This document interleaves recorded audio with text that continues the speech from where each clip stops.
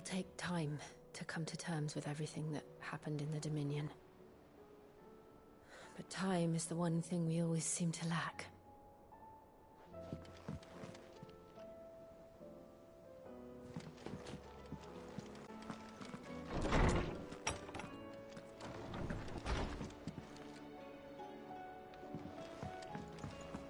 Did you see the pair that got hauled into tires? Aye. All their fancy silks stained red.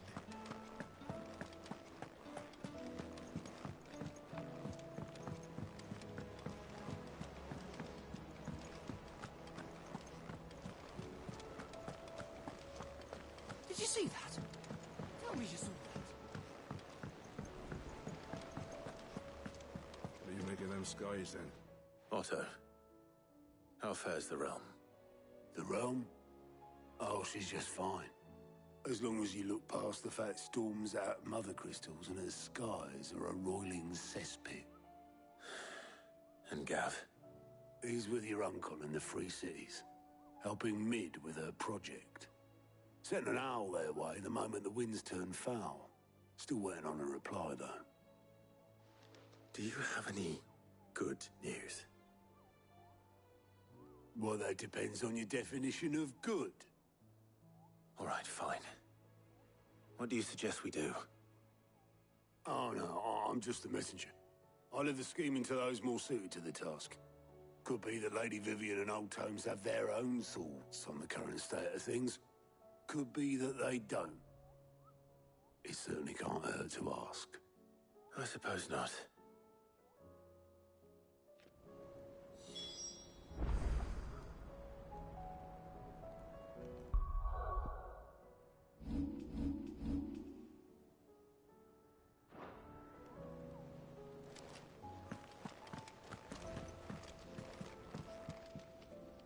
How is it that every one of your little excursions presages some inexplicable catastrophe? Not that you are to blame for the Dominion's fate. No one could have predicted the actions of the Crown Prince. I'm sorry I couldn't save your home. My countrymen are stronger than you think. A few toppled clock towers won't break their spirits. They'll be back on their feet in no time. I hope so. Look at us. Bluer than a pair of bog crabs.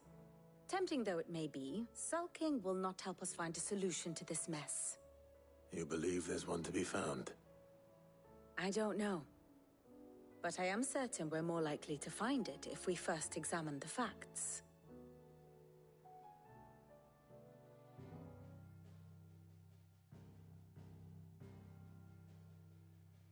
Beneath these darkened skies, fear and confusion reign over Valisthea.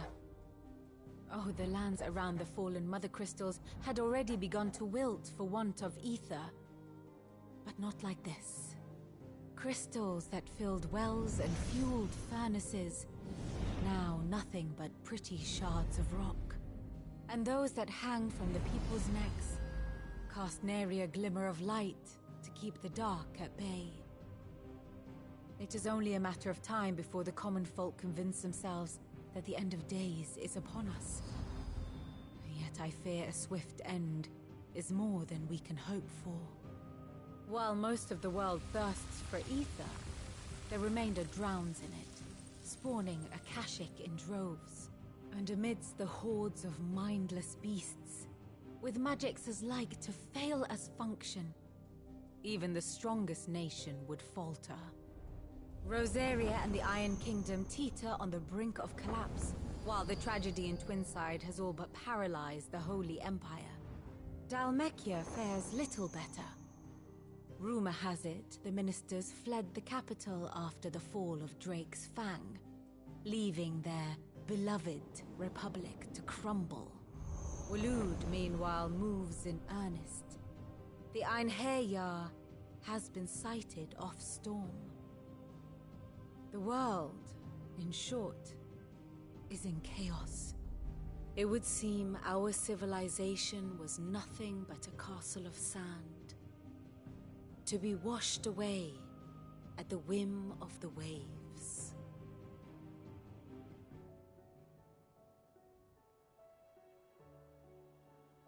castle of sand. Not my best flourish, but it seemed fitting. The reports I've received are considerably more blunt in their appraisal. Without the protection of their nations, it will fall to the people to defend themselves against those who would take what is theirs. Which is only ever going to end one way. Defending a farmhouse against a band of chocobo thieves is one thing, but pitchforks and palisades will do little to stall an army's advance. Should the King of Waloed deign to invade, there would be none to stop him. None but us.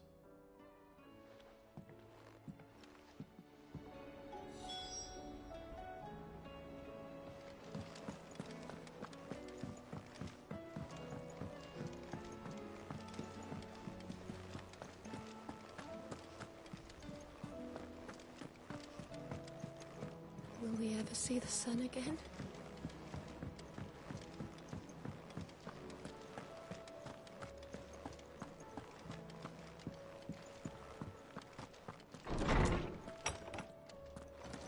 Is a storm coming, Sid? Let me guess. You're here about the skies. Is there anything you don't know, Lawsman? It doesn't take a court astrologer to augur the obvious. As for what has disturbed the heavens, that, I believe, is a question the Fallen might be better placed to answer than I. And on the 6th day did the gods tear the sun from the firmament, visiting darkness upon their prideful sons and daughters. But I dare say you remember your childhood lessons on the sins of Zemeckis only too well. You think they're connected? That Ultima was one of the gods responsible? Well, he has certainly exhibited powers that we mortals would associate with the divine. There is nothing divine about him. But he wouldn't be the first god of whom that could be said, now would he? Yet for all the fairy tales that tell of the sins, there is almost nothing in the way of actual historical accounts. Had I the Journal of Moss the Chronicler, I may have been able to tell you more, but alas, I fear all remaining copies have been lost to time. You will forgive me, I hope? Certainly not. Because there is nothing to forgive. Even without this journal, you've provided us ample wisdom. And we will always be grateful for it.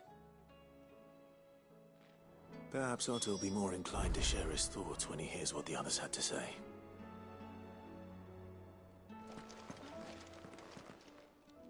I was wondering when next you'd visit.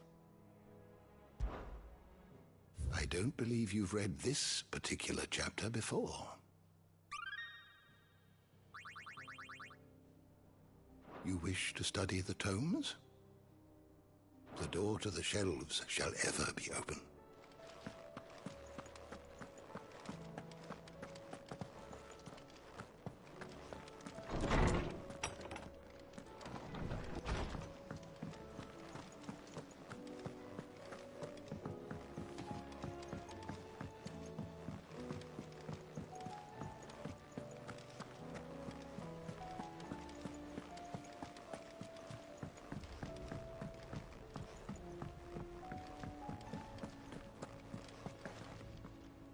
Clive, we have a problem. Only one. That would be a first. It would. Actually, there are 3. We had as many owls arrive while you were at the shelves. Martha's got a Akashic out her gates, and talk of monsters roaming the hills outside of Northreach has put the wind up Isabel and her lot. And don't forget Dalimil. Lubor says the village was raided by bandits. When it rains... It fucking pours. The curse breakers are spread thin, taking stock of the damage in the Dominion. And even if I could get word to all of them, I doubt they get here in time to make any real difference. Which means there's only 2 people who can. Jill and I. Let them know we're on our way.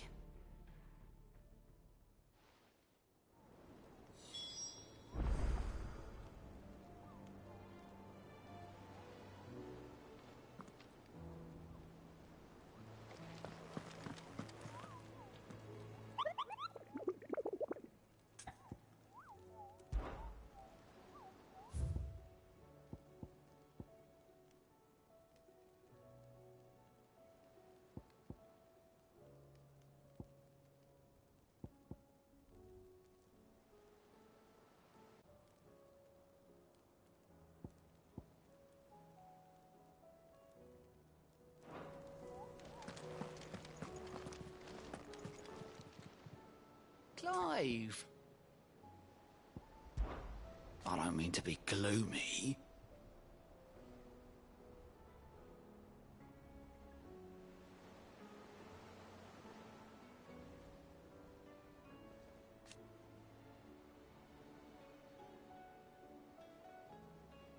They need all the help they can get. Anything catch your eye?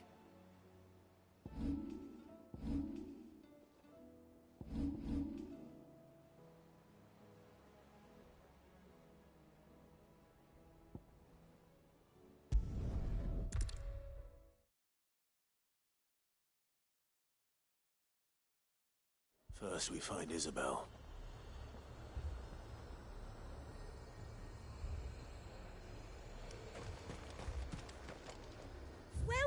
Welcome.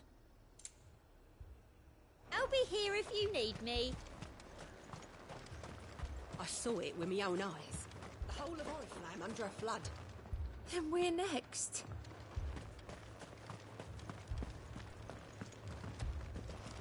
If there are ghosts in the Royal Meadows, then why isn't a garrison dealing with them?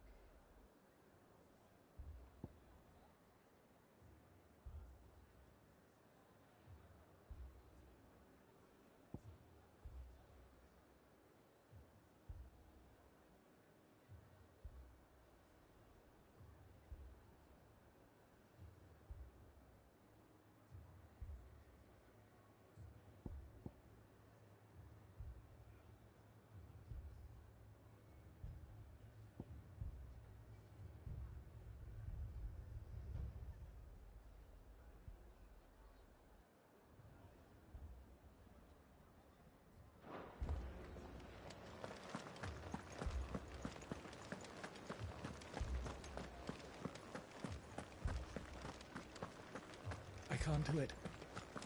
I can't fight those things. But you can. You must. For me. For us.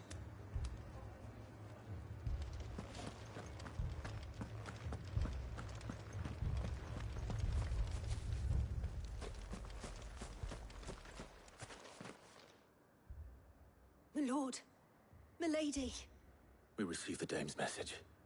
There have been sightings of strange creatures, I understand. With the blue eyes. Yes. Like a Kashik, but different. They've taken so many. I've lost count. Akashic, but different. Ultimus thralls. And what of your mistress? Is she here? Oh, no. She went to the garrison to ask what they were planning on doing about all this. Then we'll look for her there.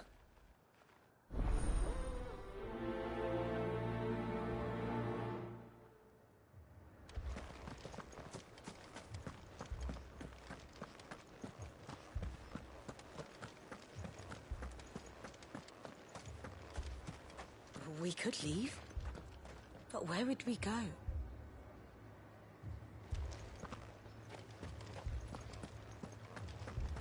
The two soldiers were carrying another.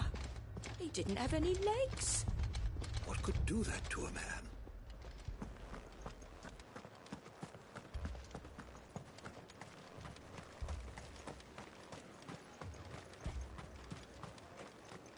Madame, please! Half the garrison's been slaughtered by those things. We lost the captain this very morning.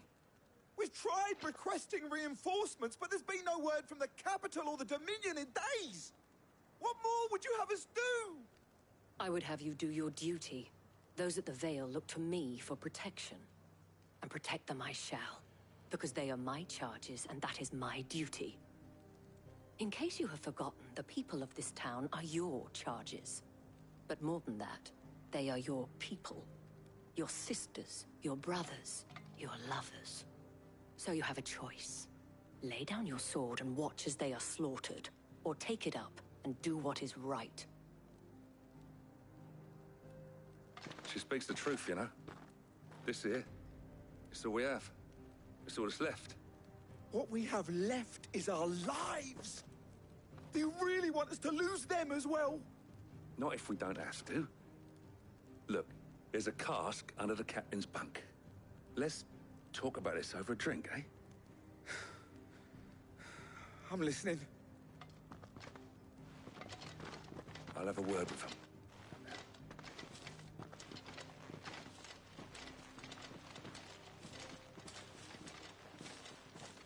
Ah, Clive. I didn't expect help to arrive so quickly. And sought to take matters into my own hands. It was a noble effort, but I thought you might still need some support. How like you to consider my needs. What we need to consider is where the creatures came from. The way the survivors speak of them, one would think they appeared out of thin air. And perhaps they did. It's hard to know what to believe these days. We'll talk to the survivors.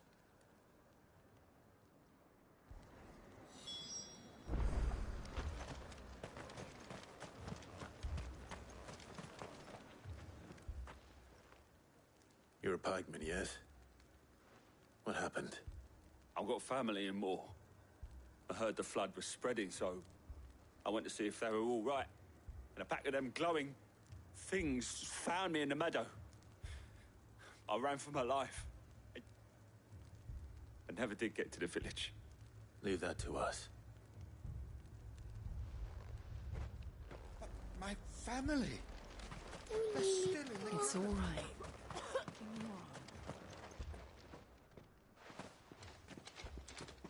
Did you see the creatures that attacked you? Creatures? Yeah, they came out of nowhere.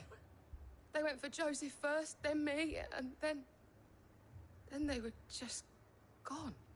Do you remember where you were? On the road from Oriflamme. We just passed Moor when...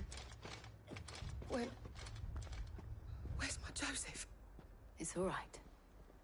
Just rest now. At least we have an idea of where the thralls might be now. We should head for more.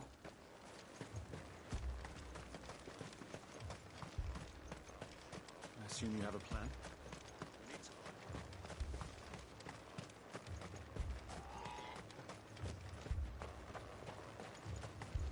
It was all they could do to escape.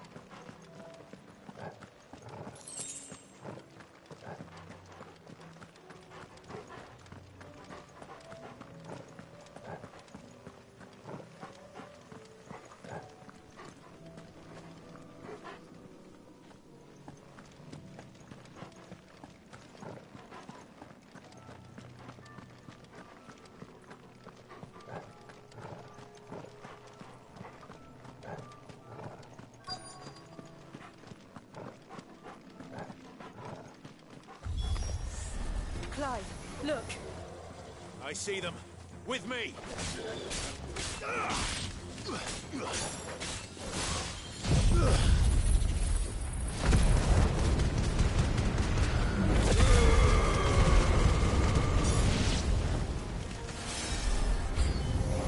Should I prime? Save your strength.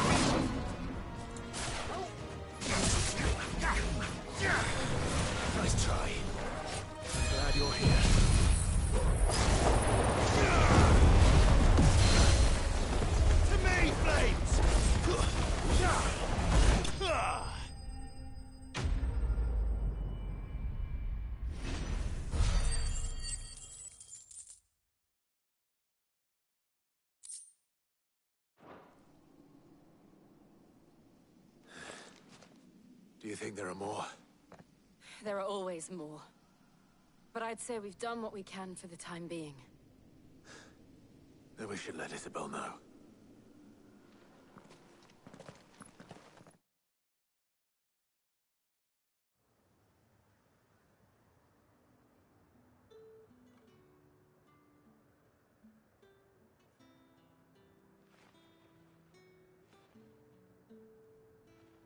You have the town's thanks.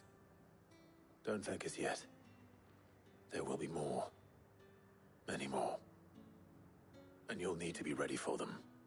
Oh, we shall. Isn't that right, Captain?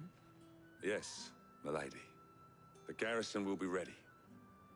Philippe here has convinced most of the men to remain at their posts. For now, at least. Hearing that the Dame would look kindly on any man who committed himself to the task certainly didn't hurt. It's not the most selfless of motives, I'll admit. But whatever it takes, eh? Now me, I never needed convincing. I became a soldier to protect the people I love. And the people I love include the ones standing before me. Handsome and chivalrous. Now, if you don't mind, I have sentries to post. Milady.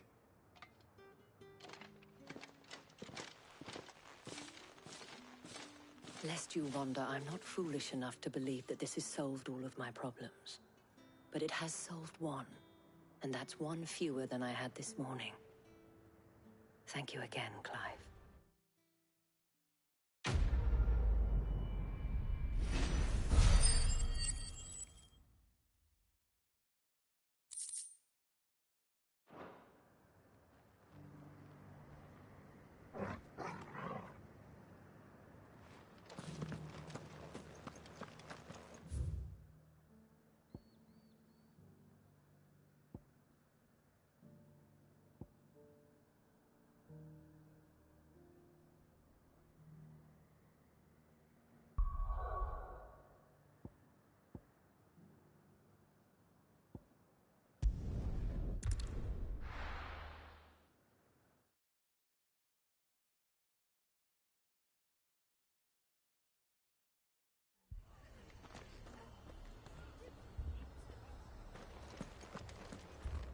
The Akashic attacked us out of the blue, and there's no telling when they might be back.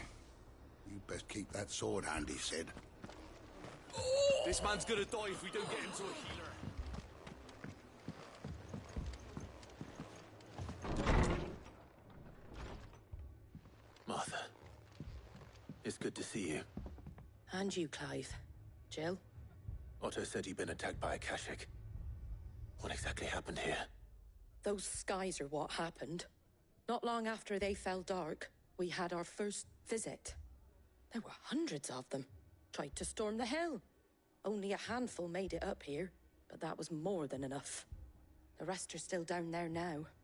And while we have a few willing fighters holding them back, they're sorely outnumbered. What do you think, Clive? That we join the fight. I thought you'd never offer. Now, where I need you is the Fallen Gate. That's where the fighting is fiercest. Let the men know you've come to help. Something tells me they'll be pleased to see you. We're on our way.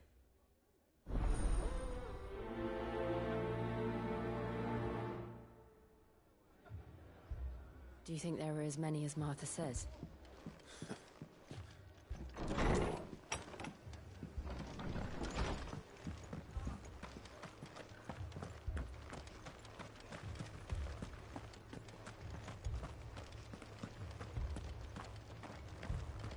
You don't think they've abandoned us, do you?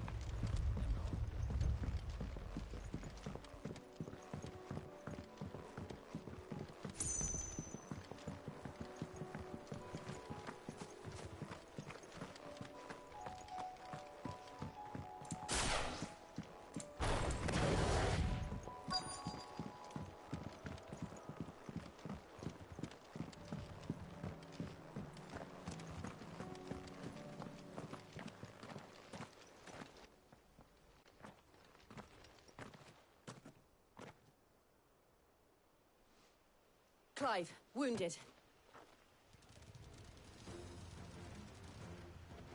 We deal with the Akashic first.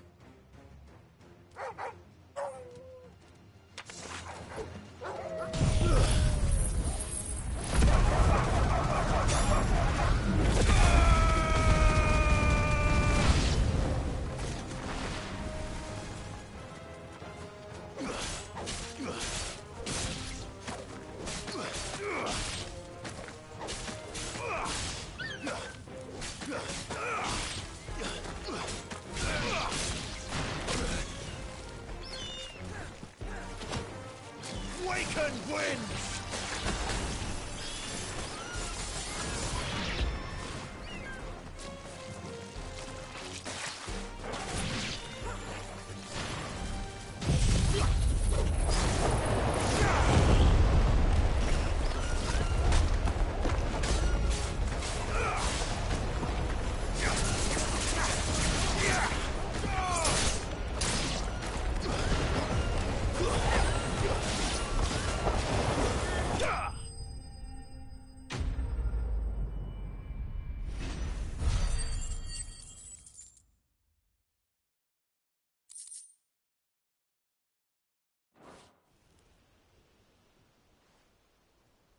These men don't have the look of hired swords.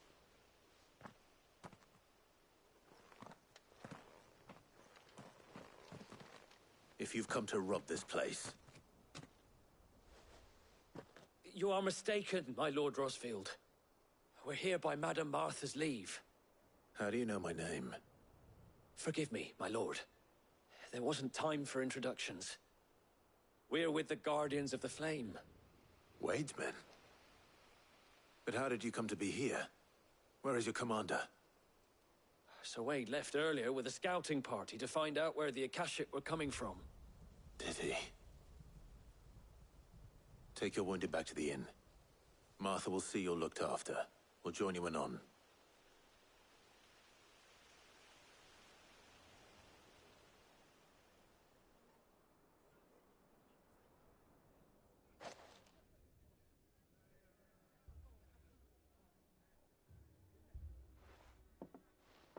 And to think you took them for thieves. A fine reward for holding off the horde, that is. When did Wade and his men arrive? Not long after Rosalith fell. The Guardians asked me to shelter some of them that had lost their homes. They were making ready to leave just as the skies turned, and we agreed it was best we stuck together. Martha! Trouble! The scouting party's almost at the lift, but they got a pack of Akashic snapping at their heels! And they got wounded with them! They're not gonna make it! Damn it all. We'll worry about them, Martha. You look after everyone here. If any can still fight, send them to the lift. I will. You two be safe now.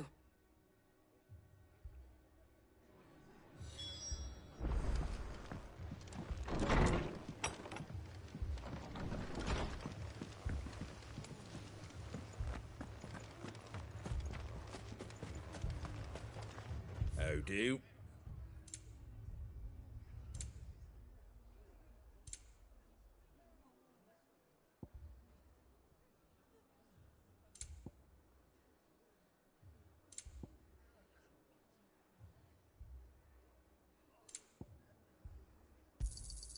Much obliged.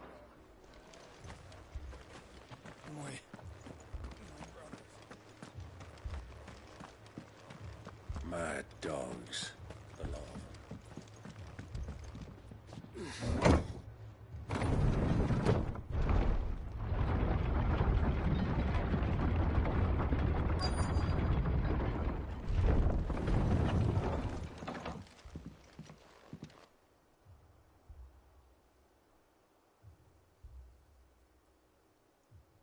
Squire, I need you to get those who can still walk up the lift to Martha's. But what about... I didn't ask, Oscar. Sir.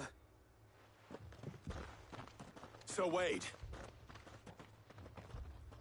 Lord Rosfield. If you aren't a sight for sore eyes. Martha seemed to think you might need some help. And by the looks of it... We thought we could sneak by them. But we didn't know there would be so many. How could we have? Behind you!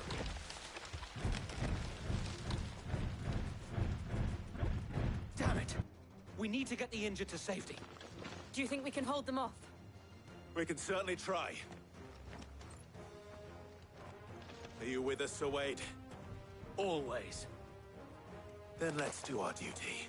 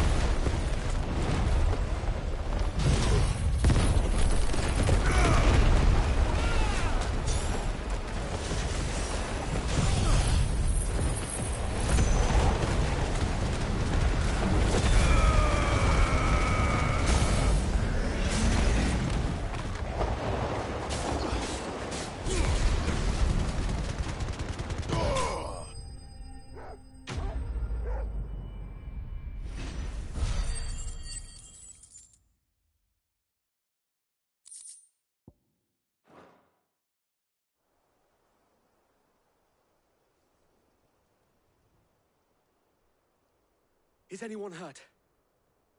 I don't think so. And yet again, you've pulled me from the flames. It's just a pity I keep walking into them. You've never been one to shy away from danger, Sir Wade. Like any shield worthy of the name. I see you're all in one piece. Martha! Is something wrong? The lookout saw smoke coming from down Eastpool way. Too thick to be a hearth. A second horde. Feel like finishing the job. Always. Jill and I will make for Eastpool. You'll need to move the injured without us. Don't you worry about them. The moment my men are safe, I'll follow. Good luck.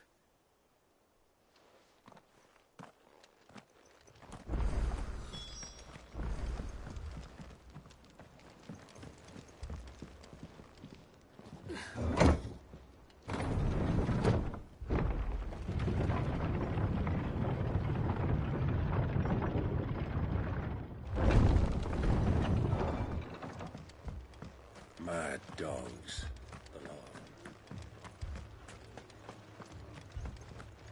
My brothers.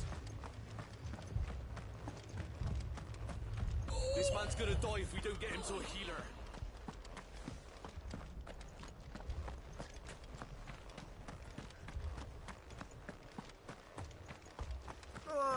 Just patch me up.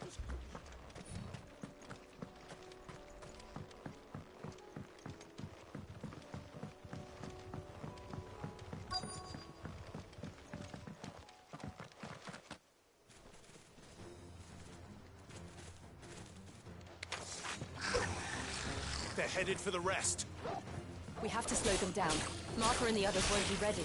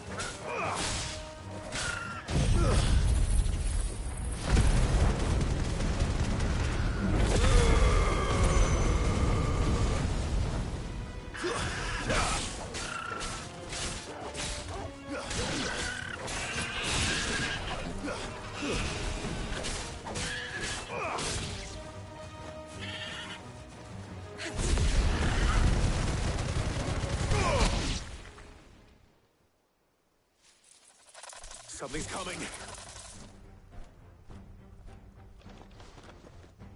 Apologies, my lord. Did I miss anything? Only the first round, Sir Wade. Shall we?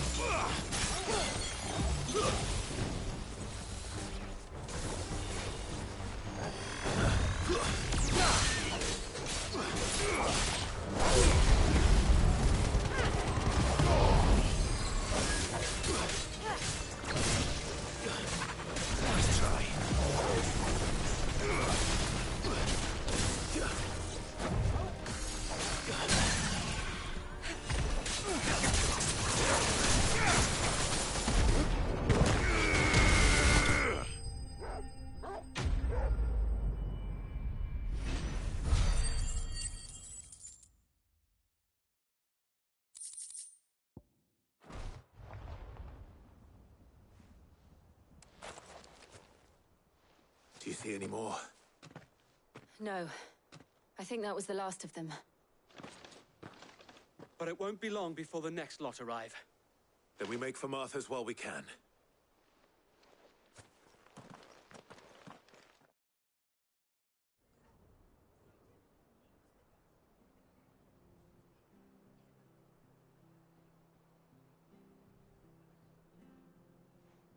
What did you find out there? The same as Sir Wade. Scores of Akashic. Well, wherever they came from, they're gone now. Our lookouts say the lowlands are clear. Hopefully we'll have enough time to lick our wounds. How many of your men were injured? A damn sight less than if you hadn't turned up. Thank you. It was a hard-fought victory. But as long as the skies remain dark, I fear the Akashic's numbers are only going to rise. It's not a matter of if the Horde will be back, but when. And whether that's sooner or later, we'll need to be ready. The inn here affords a good view of the land, and is easily defendable. I'd like to make this one of our outposts. What do you say, Martha? You'd have more men to guard the rest. Well, when you put it like that, of course they can stay.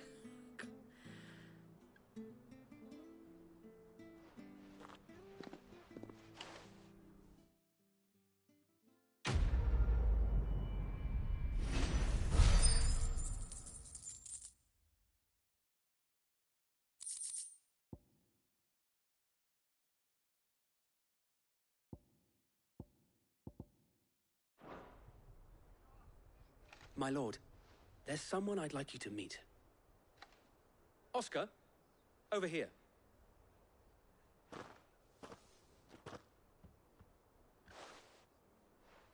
It is an honor to make your acquaintance, Lord Rossfield. I am Oscar. Oscar of House Murdoch. Murdoch? I wasn't aware the Lord Commander had children. Oh, he didn't. But his brother, my father, did. I am Sir Rodney's nephew. Well, go on, then.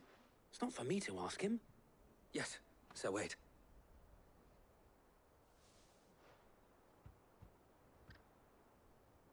If it please you, my Lord Marquis, might you take me as your squire? I would learn the duties of a shield from the finest. I'm sorry to disappoint you, Oscar, but I am a shield no longer. Nor was I ever the finest. And spending time in the company of an outlaw hardly seems a fitting education for one aspiring to take his oaths. My Aunt Hannah once told me that a man is not defined by his title, but what he does in its name. You have accomplished much since taking on the mantle of Cid, winning no little honor in so doing. And I would sooner serve under an honorable outlaw than an unworthy shield. Not that Sir Wade and the other Guardians are... I mean to say that, they're... It's all right. We know what you mean. There is only so much the boy can learn from me, my lord. But a squire... Would that really be so bad? You were a squire once. And I'm certain Sir Rodney would approve.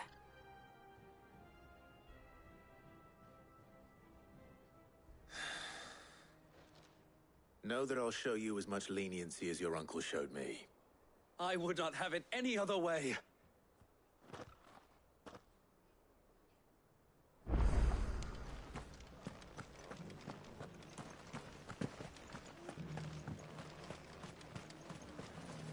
How do?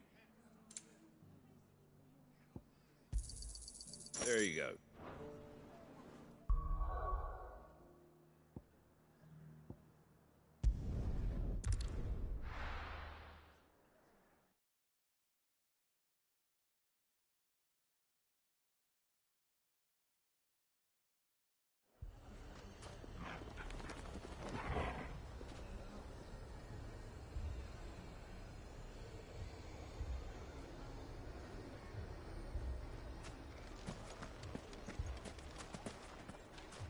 Poor bastard.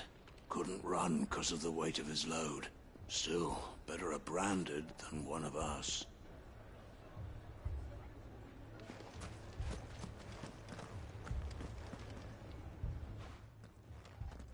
Sid. Your new companion appears much more formidable than your uncle. Should I be worried? You haven't been introduced. Jill, Clive has told me much about you. All lies, I'm sure. Your Stolas said that Dalamil has a bandit problem. Indeed. Although, you're a little late. They left with our food and guild days ago. Any idea where they went? The desert's a big place. Your guess is as good as mine. But the fact is, I have more immediate concerns. What did you say to me? What did you say? As if by magic. Let's just say we've yet to reach a consensus about how to solve Dalamil's little problem. And at this rate, it won't be the actions of the bandits which prove to be our undoing. It will be our own. Now, I've tried reasoning with the dissenting parties, but even the Desert Hare has limits. Perhaps we could talk to them. What makes you think they'll listen to us? What makes you think they won't? She makes a fair point, Sid. And you won't have wasted much of your precious time if you fail. They're just across the courtyard.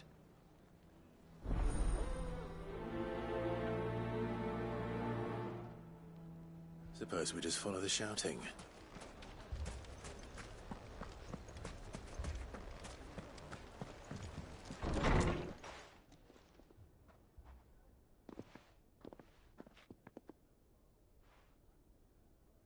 You wouldn't talk like that if it had been your men whose throats were slit. Blood for blood, it's the only way.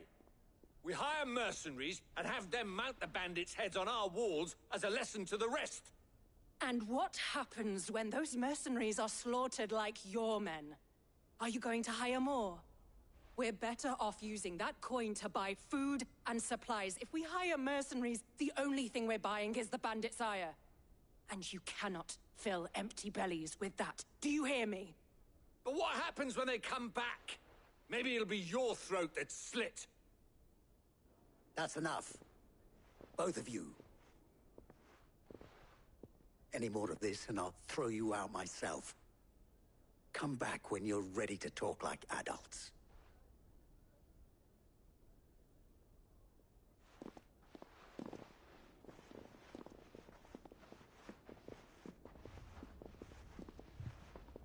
Victor.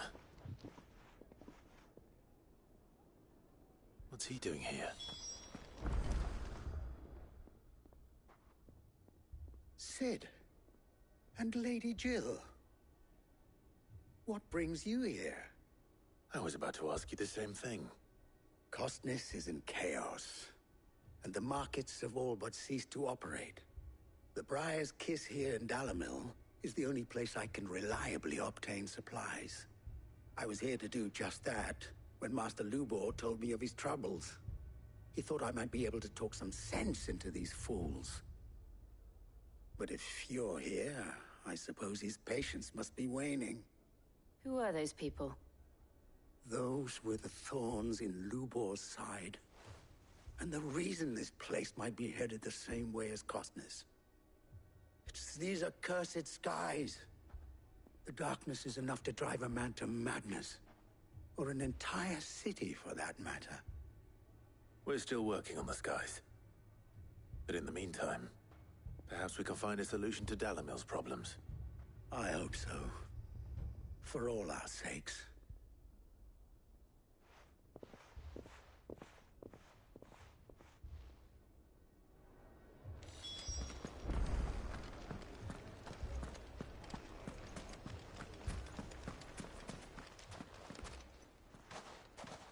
So, you see my predicament? What I saw was a room full of people who were angry and afraid. And with good reason by the sound of it. But if left to smolder, that anger and fear could set the entire town alight. My thoughts exactly. What to do? Both sides wish to protect their homes and livelihoods, if only they could agree on how. But as long as they are divided, we are vulnerable. And if there's one thing bandits like, it's an easy target. What would Sid the Outlaw suggest? Well, If it were my namesake, he'd let them choose for themselves and be on hand to pick up the pieces when it all went wrong. That sounds like a recipe for disaster. A recipe for disaster is precisely what it is. But perhaps that realization would be enough to make them question the ingredients. While it's plain neither Conrad nor Natalie will countenance the other's proposal, it may still be possible to make them doubt their own before presenting them with a third option. And that would be? To pool our resources and save the city ourselves. Why fight each other? When all that fear and anger can be directed at the bandits. It appears we have a plan of action. Victor, pay Conrad a visit. See if you can't convince him of his folly. I'll speak with Natalie. As you wish. Your faces are not well known in this town. That may prove useful. Don't worry, Victor and I will do most of the talking. You need only play along. Play along? What he means to say is yes.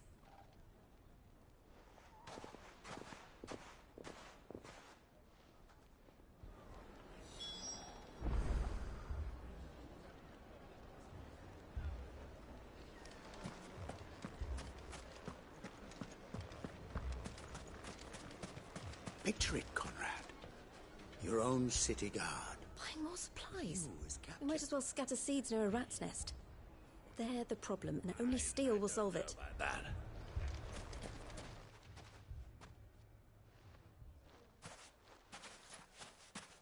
Ah, here she is. The Lady of the Spear herself.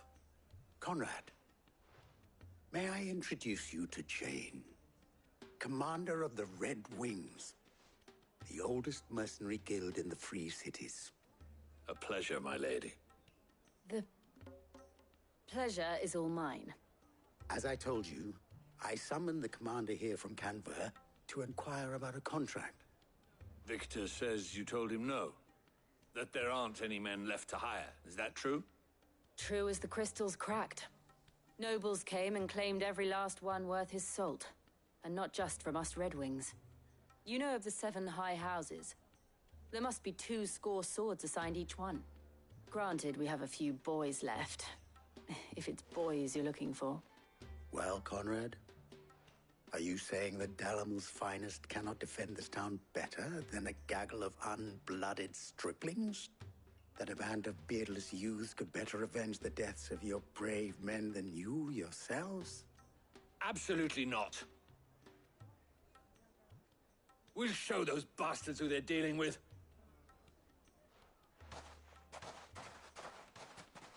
I can't believe that actually worked. Conrad's not what you called the brightest candle in the crypt. And there's a reason why I had you do the talking and not Sid. Well played, my lady.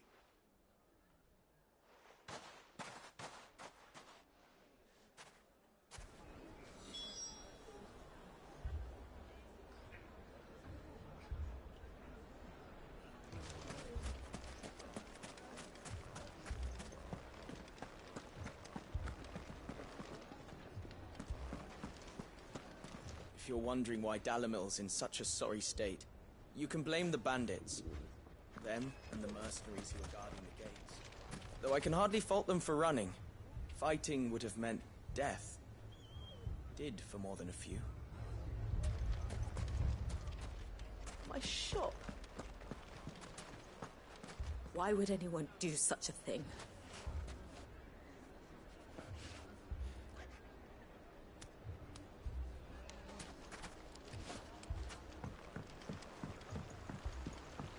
If I had my pickaxe, I would have...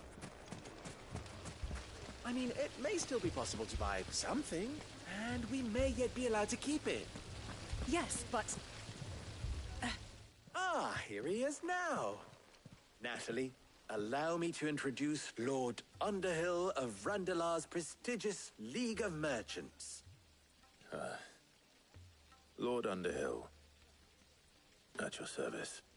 Underhill. I was just telling the good lady of our conversation, my lord, and how you were lamenting the state of the capital's stores. Lubor says that not only are the granaries almost empty, but that war and the Blight mean this season's harvest won't be enough to fill them for winter. Indeed, certainly that is the case. The nobles in the capital are buying up the city's stocks of barley and wine, driving the prices higher than most commoners can afford. It is only a matter of time before the peasants revolt. It is worse than I thought. If what Lord Underhill says is true, I fear we have little hope of supplementing our stores, meager though they regrettably are. And while I applaud your endeavors to dissuade our more bellicose citizens from seeking vengeance, I sense Conrad is not wrong in his assessment of the bandits' likely return. Which means that now, more than ever, we will need to secure what little we still have. Food, weapons, herbs, everything. If our humble leave this hardship, but those that are certain to follow, we must stand united. All right. If it will help to protect my home, I'll do it. But you needn't have gone through this charade.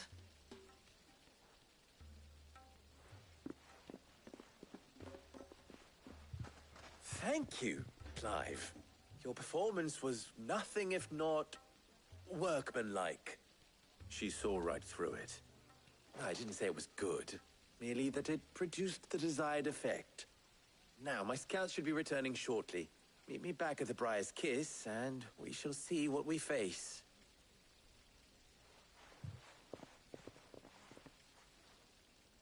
I'm not convinced our roles in this ruse were entirely necessary. I don't know. Conrad seemed quite taken with you. What little I can to defend what little we... Mummy, I'm scared. What if the bad men come back? Oh, I'm ruined. Good news, Sid. Both Conrad and Natalie have somewhat gracefully accepted their new roles. With time, they may even learn to. Time no longer appears to be the luxury it was before lunch. I take it your scouts found the bandits. Technically, it would be the bandits who found my scouts. It appears they march for Dalimil as we speak. All of them. You're not serious. They don't just want food, they want the whole damn town.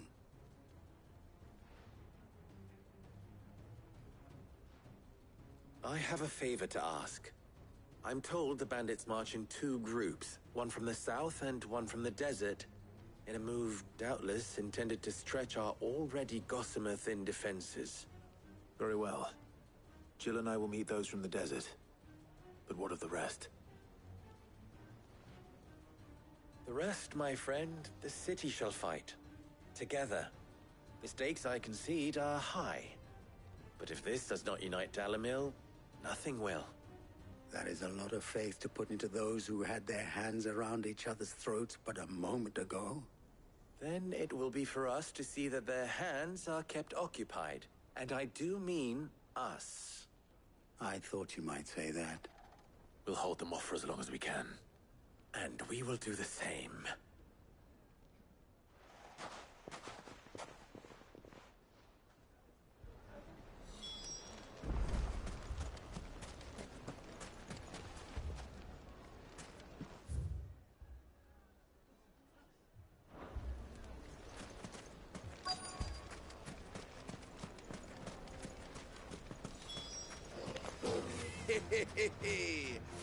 The women folk have come to welcome us. I'll take that one. These are all yours.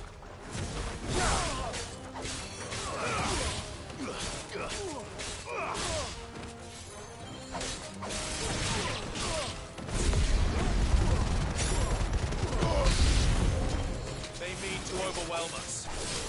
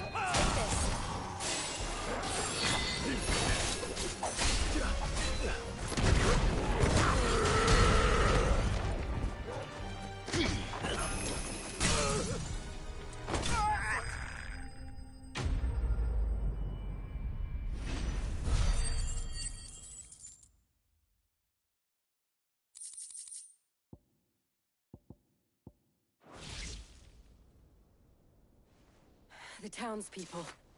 Could they have held out? I don't hear any fighting. What do you think?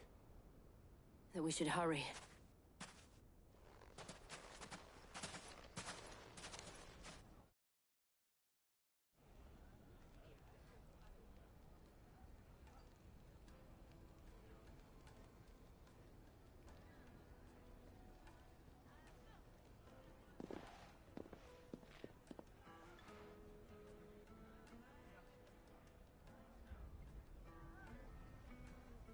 Natalie, I owe you an apology. You did well out there.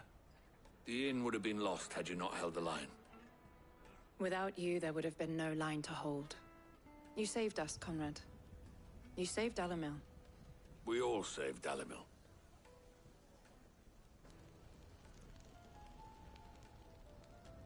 Conrad seems to have had a change of heart. I'd say they both have.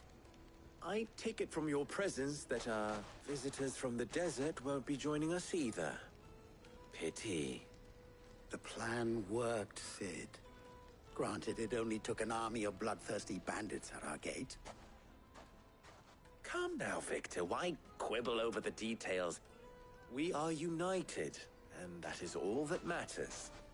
As for you, Sid, you fight considerably better than you act. I'll take that as a compliment.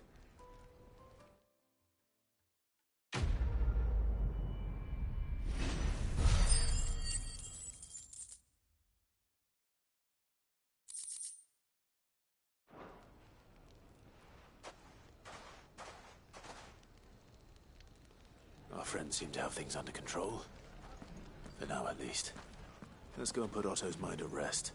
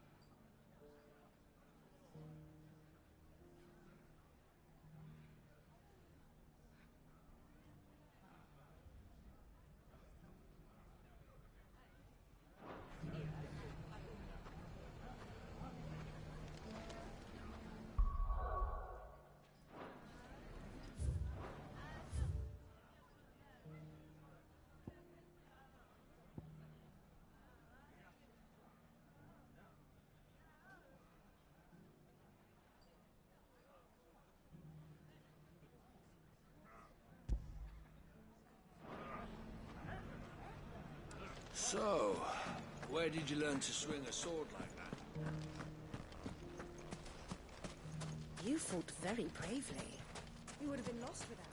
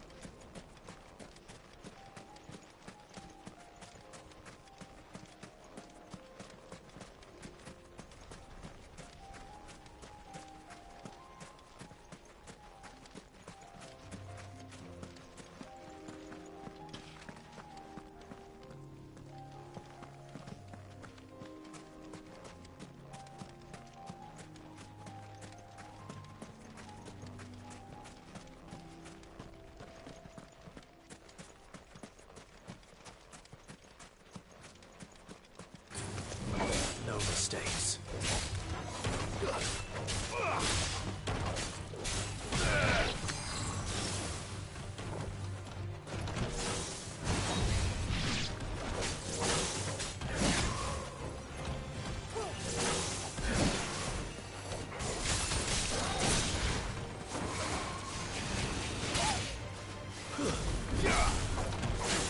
Nice try.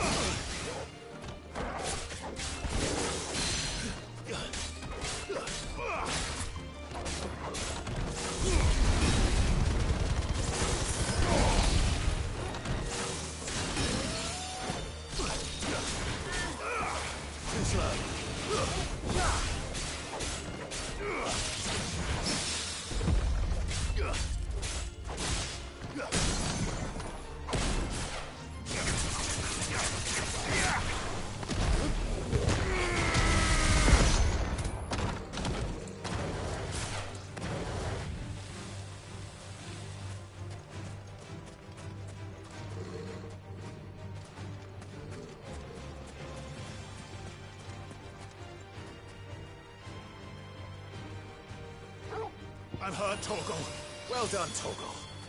To me, boy.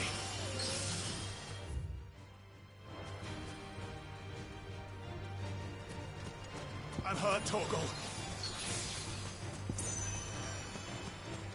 To me, boy. I'm hurt, Torgal. Help me, boy. Help me, boy. Help me, boy. Help me, boy. Help me, boy.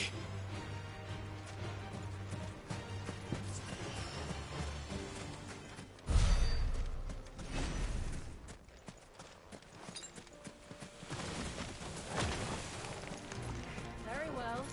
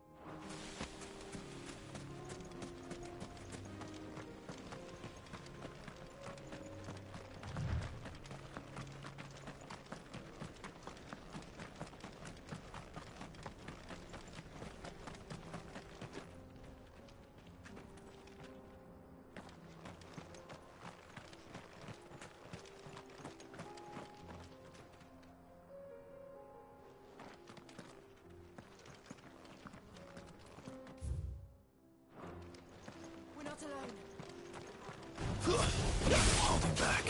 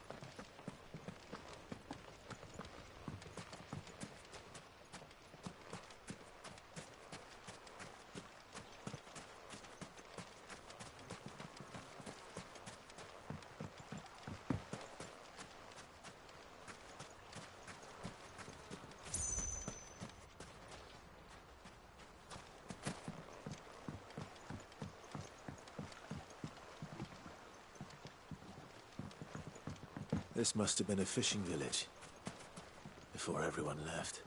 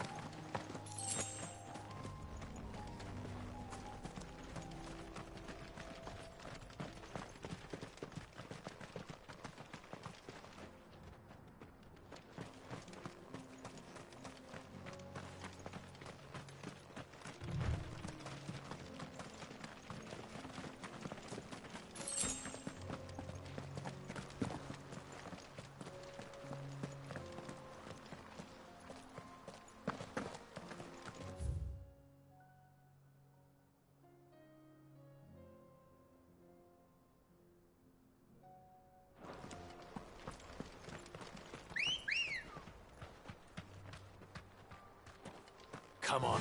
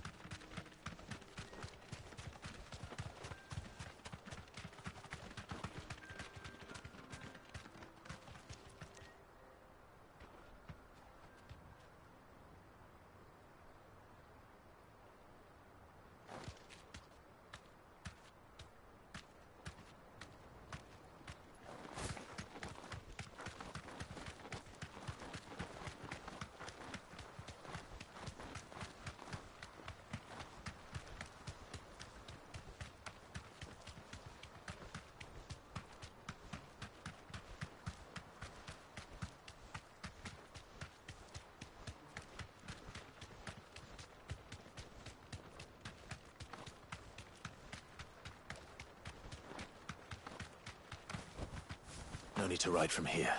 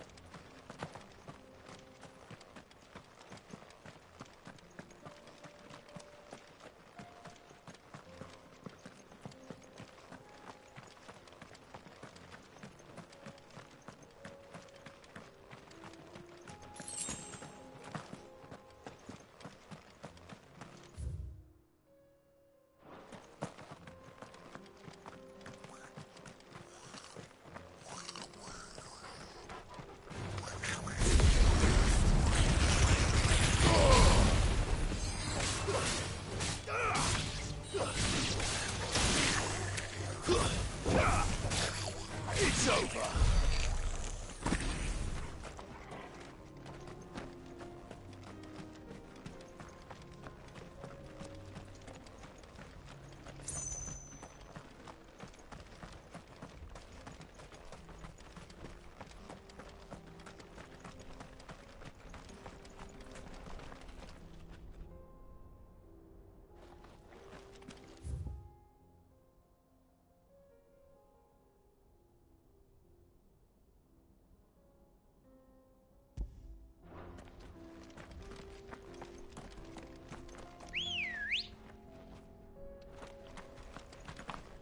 Ready, go? Fly, Ambrosia.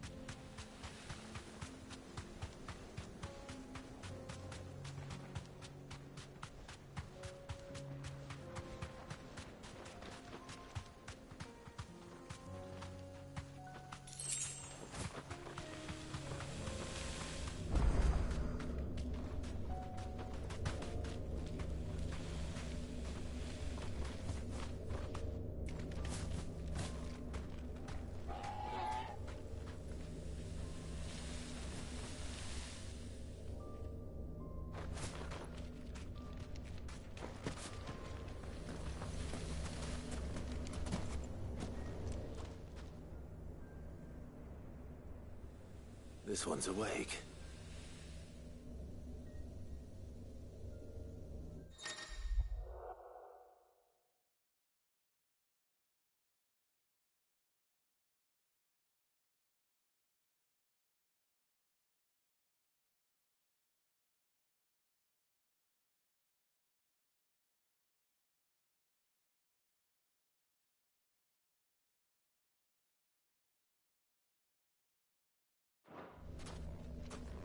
Let's see what's inside.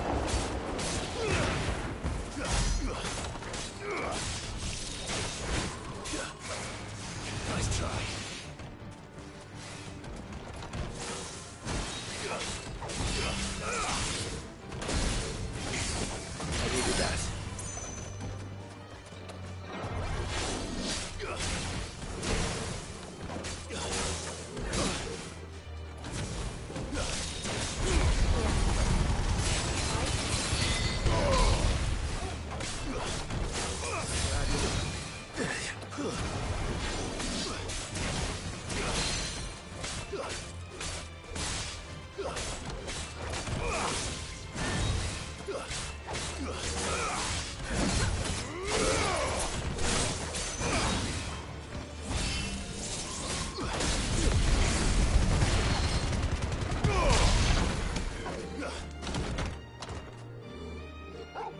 hurt, Torgal. To me, boy.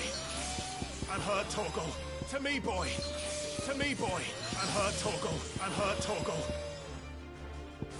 There's a good boy. I'm hurt, Torgal. To me, boy. Help me, boy. I'm hurt, Torgal. I'm hurt, Torgal. Help me, boy. Take this. I'm hurt, Torgal. Help me, boy. I'm hurt, Torgal. To me, boy.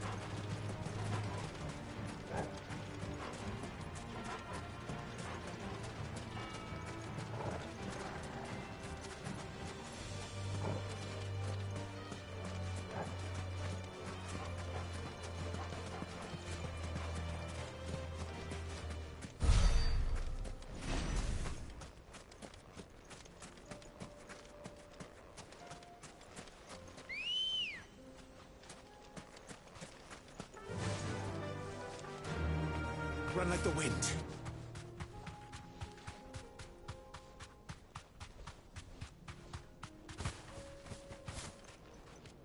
Straight home now.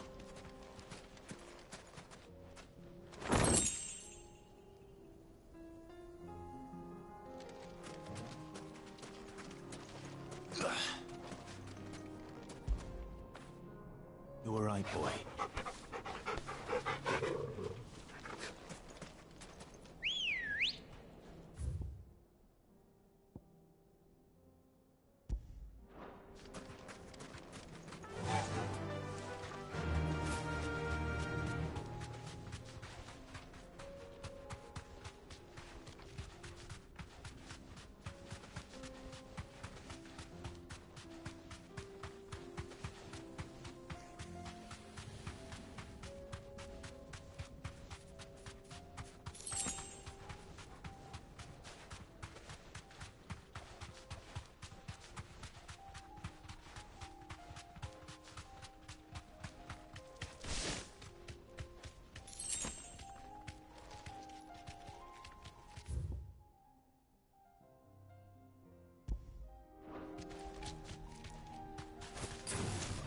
No holding back.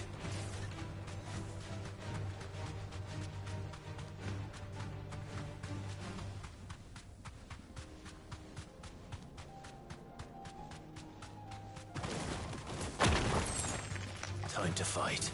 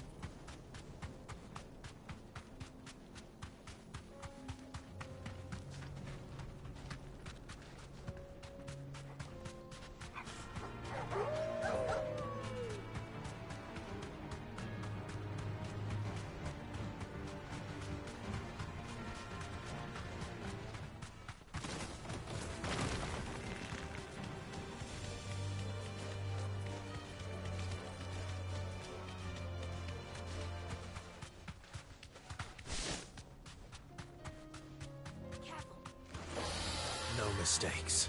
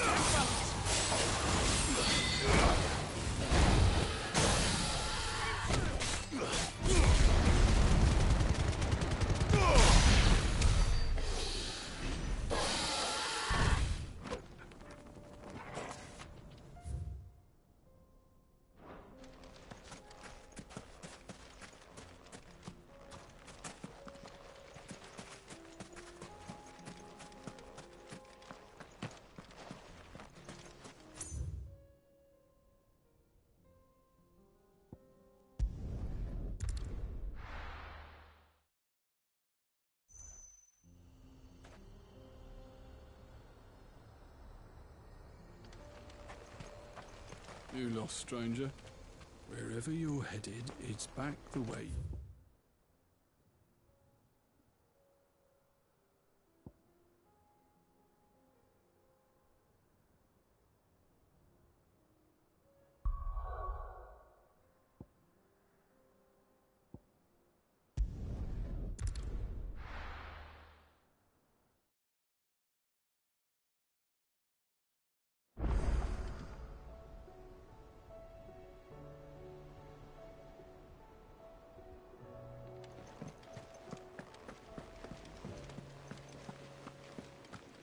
Did you see that? Tell me you saw that.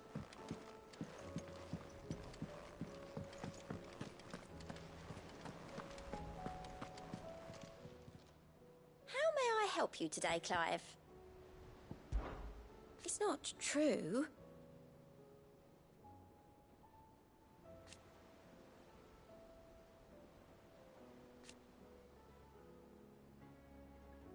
We've lost so much already.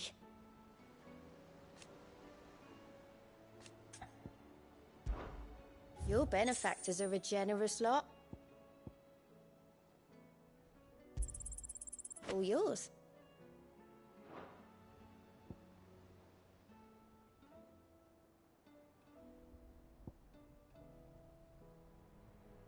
Come again.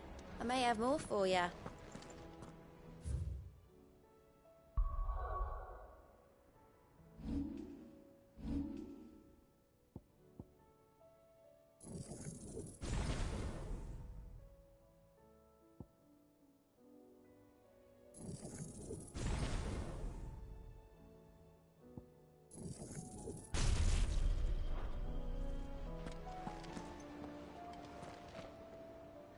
Was wondering when you turn up.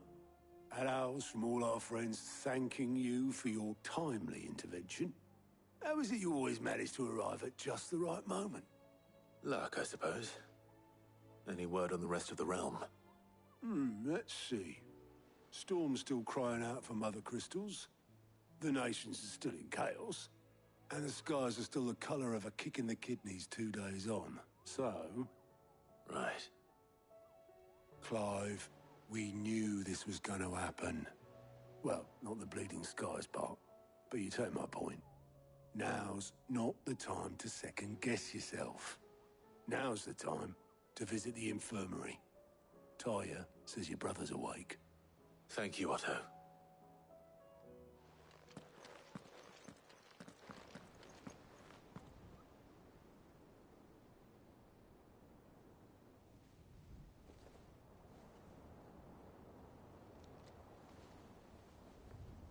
So it was not Sylvester, but Olivier who served as Ultima's puppet. And when Dion learned of this, he sought to slay the fiend.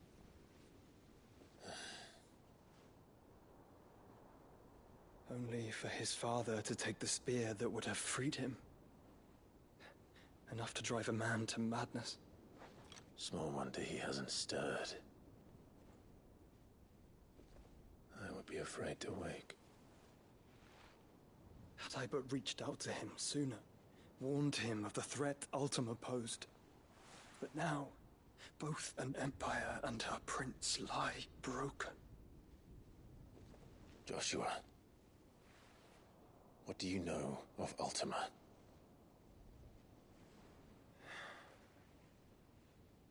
Very little, I'm afraid. Despite my best efforts. 18 years ago, as I lay buried beneath the rubble of Phoenix Gate, 'twas not death who came for me, but another. And it was while in my rescuer's care I first heard of Ultima. I've been chasing his shadow ever since. Ultima is driven by some deep, dark purpose, and for whatever reason, it would seem you are crucial to his designs. He will stop at nothing to have you, even if that means toppling an empire. But why me? What possible use could I be to such a creature? That is one of many answers that have eluded me. Yet, I am certain of this. It is not mere chance. You were chosen for a reason. All dominants carry within them the might of an icon. Nigh limitless power that is at once acutely limited. I wield fire, and only fire. And I only ice. 8 wardens for 8 elements. But you, Clive. You are different. You're special. Your abilities begin with the flames of Ifrit. But they do not end there. The fact Ifrit can even exist goes against everything we thought we knew of dominance. Perhaps Ultima has been waiting for one such as you, whose potential is truly limitless. I've encountered that thing several times now. If it or he, as you say, needs me, why hasn't he claimed me as he did the boy? Were I to hazard a guess, I'd say the two of you are somehow incompatible. His mind not properly attuned to your body. His mind? Mind, awareness, spirit, call it what you wish. But I believe Ultima to be an embodiment of the concept. It is why I struggle and fail to contain him here inside me. I'm sorry. Inside you? With every setting sun, I feel my strength wane. And though the Phoenix's flames mend the prison I have made for Ultima, they do so at a cost. We must find a means to bring an end to him before I meet my own. What were you thinking? It was that or let him take Clive. And I've always had a soft spot for my brother. But that doesn't mean you should sacrifice yourself to save me.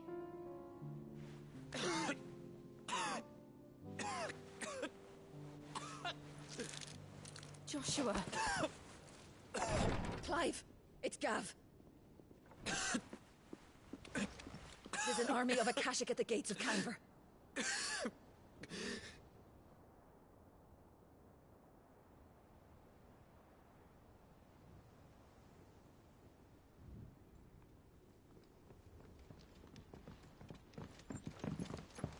Well, what's the short of it?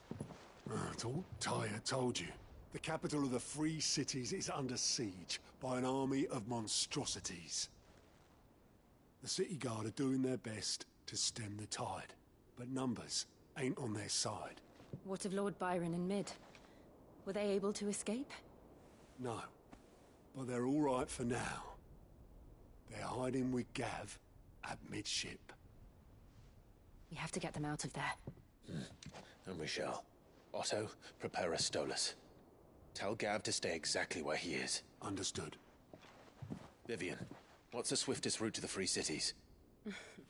That sounds like a question for the map. Look here.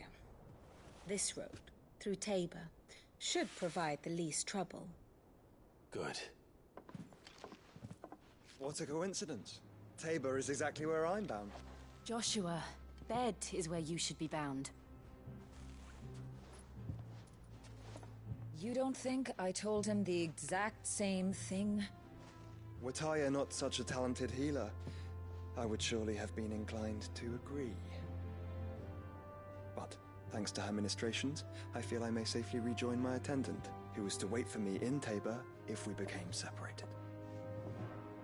All right, we travel together. Clive. If he stays close to me, he'll be fine. Thank you, brother. I'll look after him.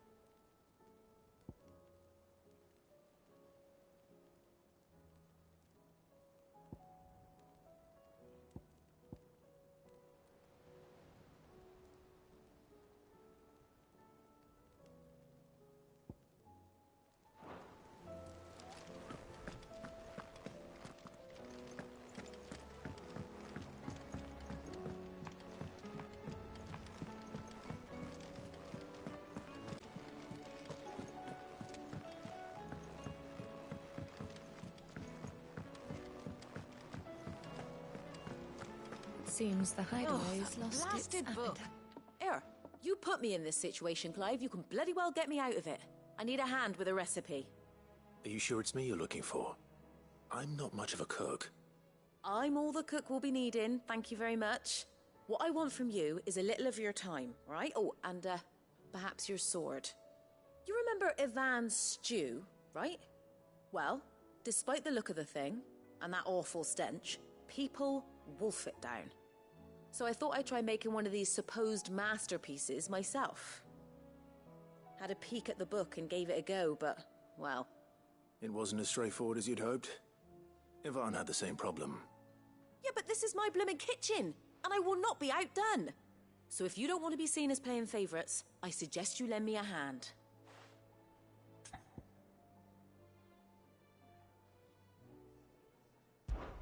I've never been one to play favorites, Molly.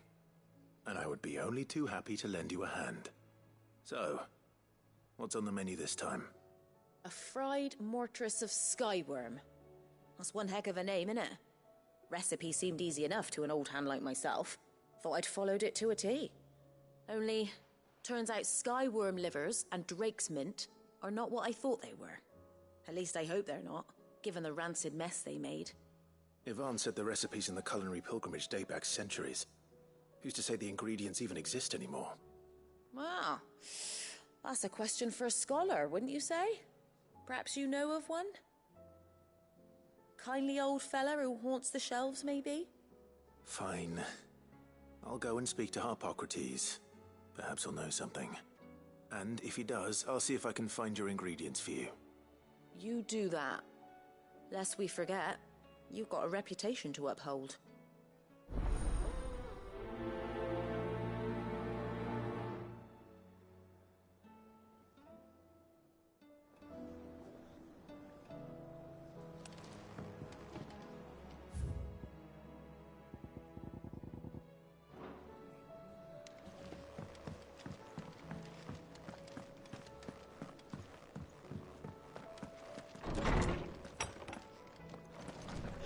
storm coming, Sid? Will there be... Sid, perhaps you can help me solve a mystery. I can certainly try. Who's gone missing this time? It's not who, but what. Mid-scales, the ones she made for her workshop. I borrowed them to teach the little ones about weight, and shortly after the lesson, well, they vanished. My first thought was that they'd taken them off somewhere to play, but when I asked, they swore they had nothing to do with their having disappeared. Which almost certainly means they had everything to do with it. Perhaps a visit from Sid will jog their memories. I think it just might. Thank you. I don't like to imagine that my pupils would lie to me. But if they have, I'll have no choice but to discipline them accordingly.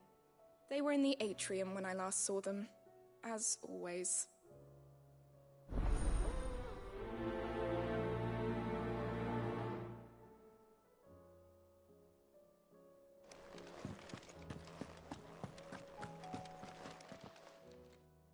Lawsman Harpocrates. I've come to pick your brain if you don't mind. It's about the book you lent Ivan. Ah, Valisthea, A Culinary Pilgrimage, a classic. One of my favorites, in fact. The young man did a wonderful job with the Chance's stew. I do hope we shall be able to sample more such marvels in due course. That's actually why I'm here. I don't suppose you know where I might find skyworm livers and drake's mint.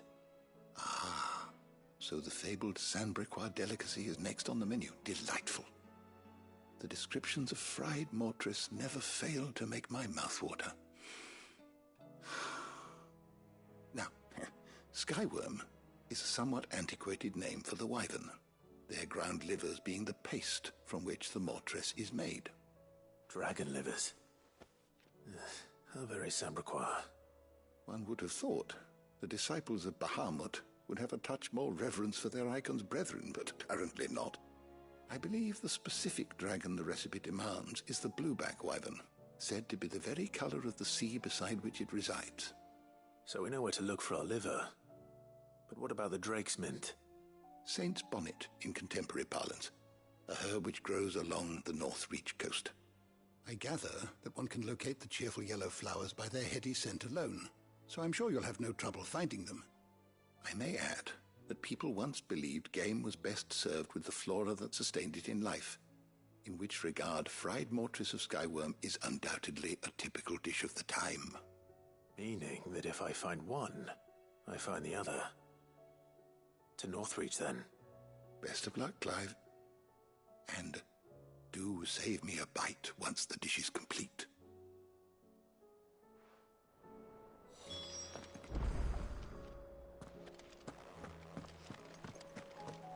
Is a storm coming, Sid?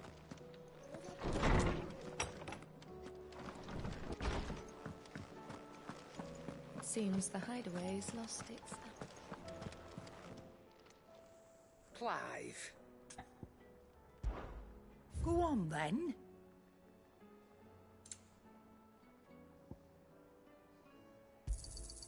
It'd better all be here. You'll not find a better price than that.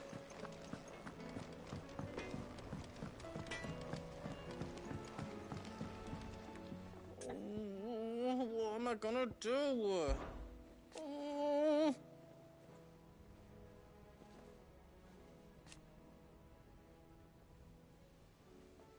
But no more.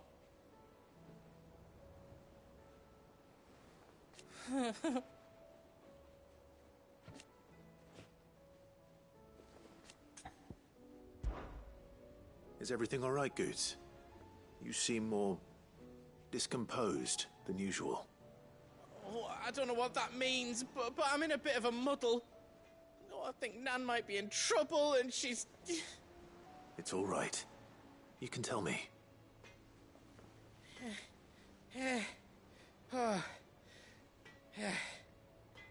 There was a trader came by. One of our usuals, like. Said he'd heard some rotten rumours about her down Dallimil Way. Folk are saying she's been selling to bandits and cutthroats and that. I mean, she's fond of a chance to make a coin or two, aye, but she'd never do business with baddies. Especially not the kind who go hurting people who haven't done out. I wanted to ask her about it myself, but I'm scared she'll give us a tongue lashing. She'd Never give your tongue a lashing, though, would she? Don't worry. I'll speak to her. Oh, thanks, Clive. You'll let me know what she says, won't you? Of course. I'm sure it's all just a misunderstanding.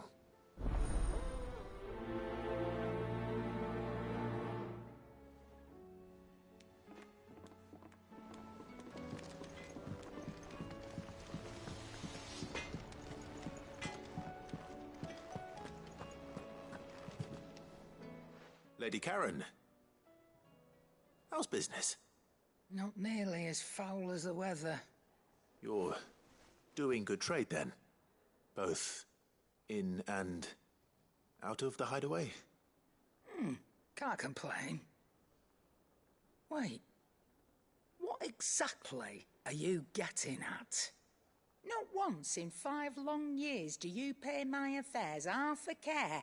But here you are today, raking me over the coals like a bloody popoto? Just asking. Out of interest. All right.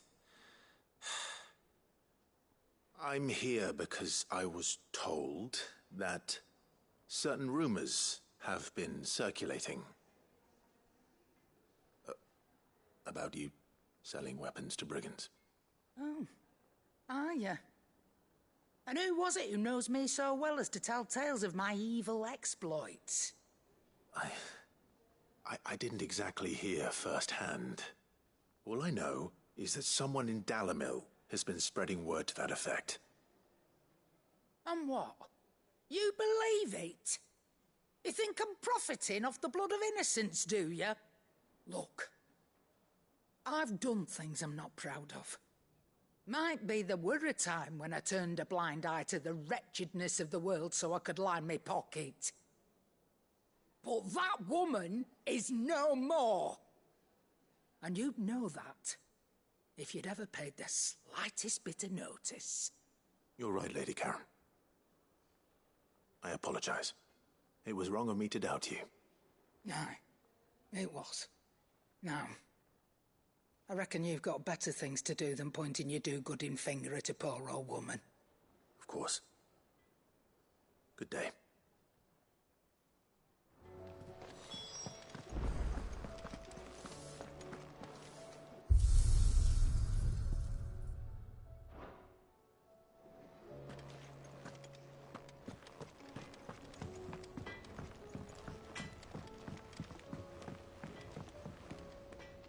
I spoke with Lady Karen. What did she say? That the rumors were unfounded, and that I was a fool for thinking they might hold any truth, along with some other things that made her feelings clear. And while it sounds like she may have done things she regretted in her past, she says those days are behind her. Oh, well, that's good. I knew Nan wasn't caught up in out bad. But why would people say she was? What did she ever do to them? It's not right. No, it's not. But people do things for all sorts of reasons. Perhaps we'll never know. Well, I'm going to find out. That trader, he said they were all talking about her in Dalimil. So that's where I'm going. I'll find someone who'll tell me, you'll see. Are you sure that's wise? Whoever's spreading these rumors means Karen ill. Oh, right. But that's why you'll be coming with me, isn't it, Clive? I suppose it is.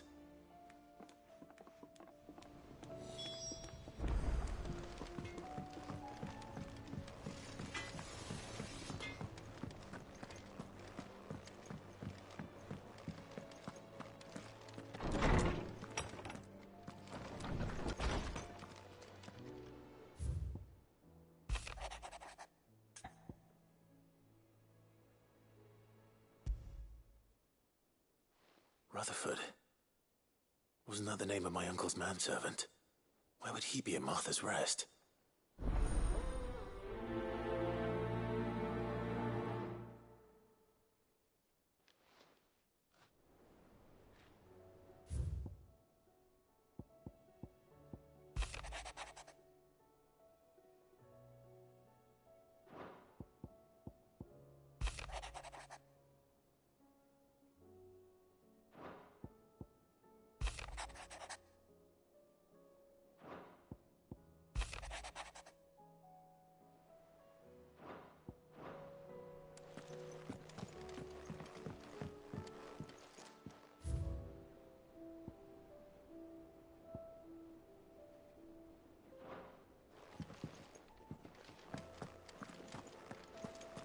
I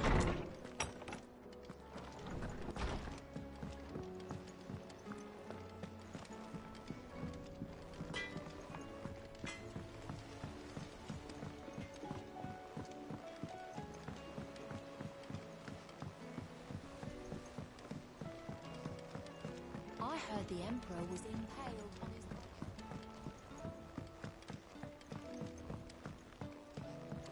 We're all gonna die! You hear me? The Akashic are coming and they won't stop! What do you reckon we should do? I say we should just tell Miss Shirley. You'll get us all straight. I'm telling you, I can fix them.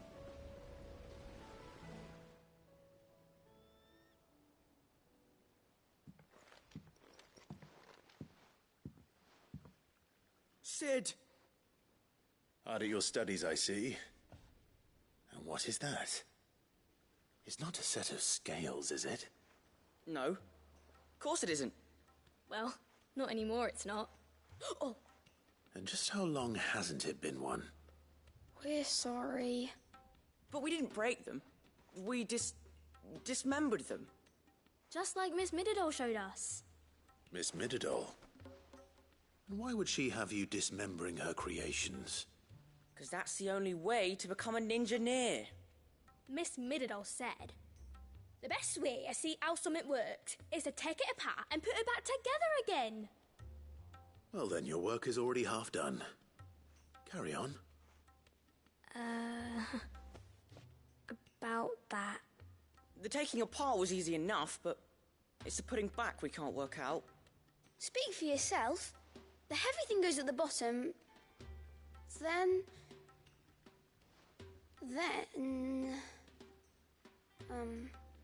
You three need to learn to take responsibility for your actions. So let's have a look at these parts with fresh eyes, shall we?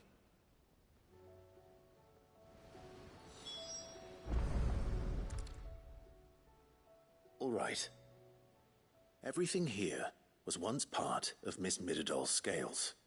Every piece has its own role to play, and each is just as important as the others. If even one of them is missing, the scales won't work. So let's think about what those roles might be. You already know one of the pieces. The body. Its role is to support everything else. But what of the others?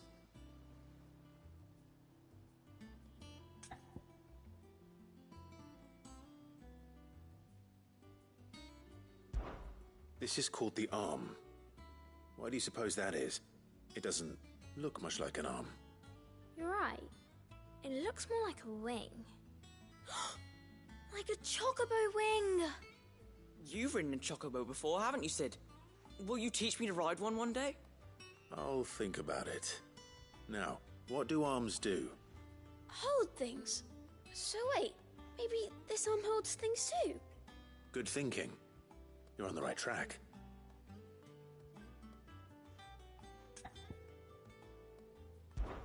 These round parts are called the pans. You all know what a pan is, don't you? I do. Molly uses them in the kitchens to fry bangers. But these aren't for frying bangers, you idiot. They're for weighing stuff. But what if I wanted to weigh goods? I don't think he'd fit on that little thing. Probably not. What are the chains for? Holding the pans up? Well spotted. Which means something must hold the chains up in turn.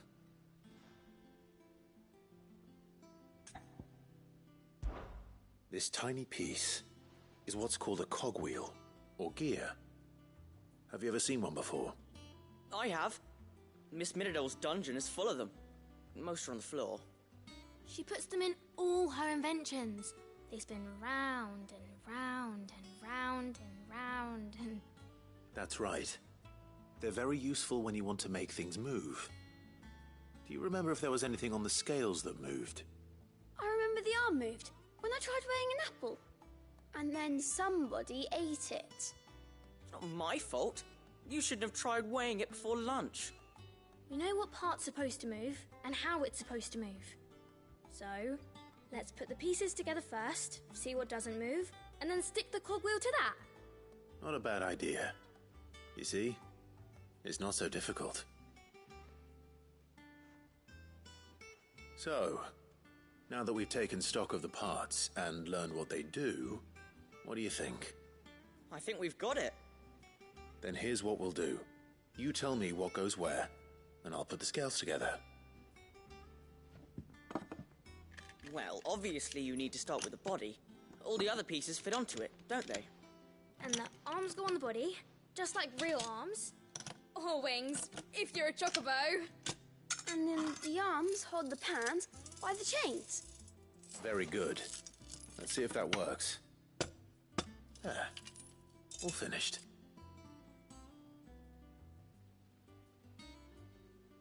Yes! We did it! Well, with Sid's help. Oh, I just put the pieces together. It was you three engineers who showed me how. That's right. We're Miss Mididol's hairs. Her hairs? Yeah, hairs for the future. She's showing us her secrets now, so we can help out the hideaway when we're older. What do you think, Sid? Are we almost ready? With a little more help from Miss Mididol and Miss Shirley, I'd say it won't be long at all. You hear that? It won't be long. Until then, though, do try to be honest with Miss Shirley.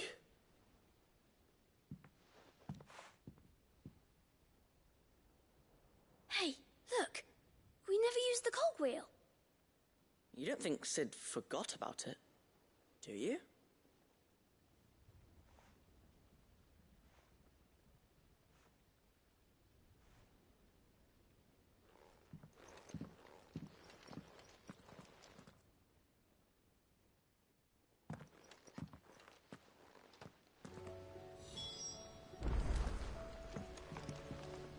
Didn't happen to forget anything, did you, Sid?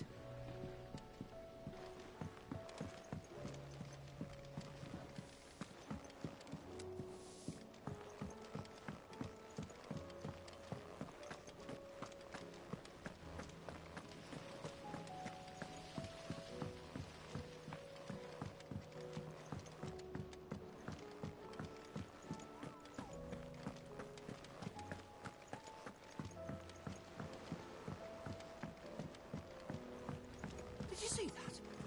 Tell me you saw that.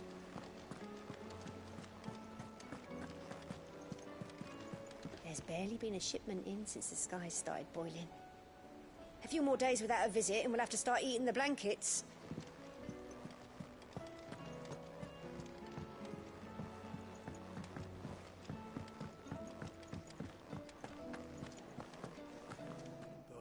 The battle cries of dread one die in woe.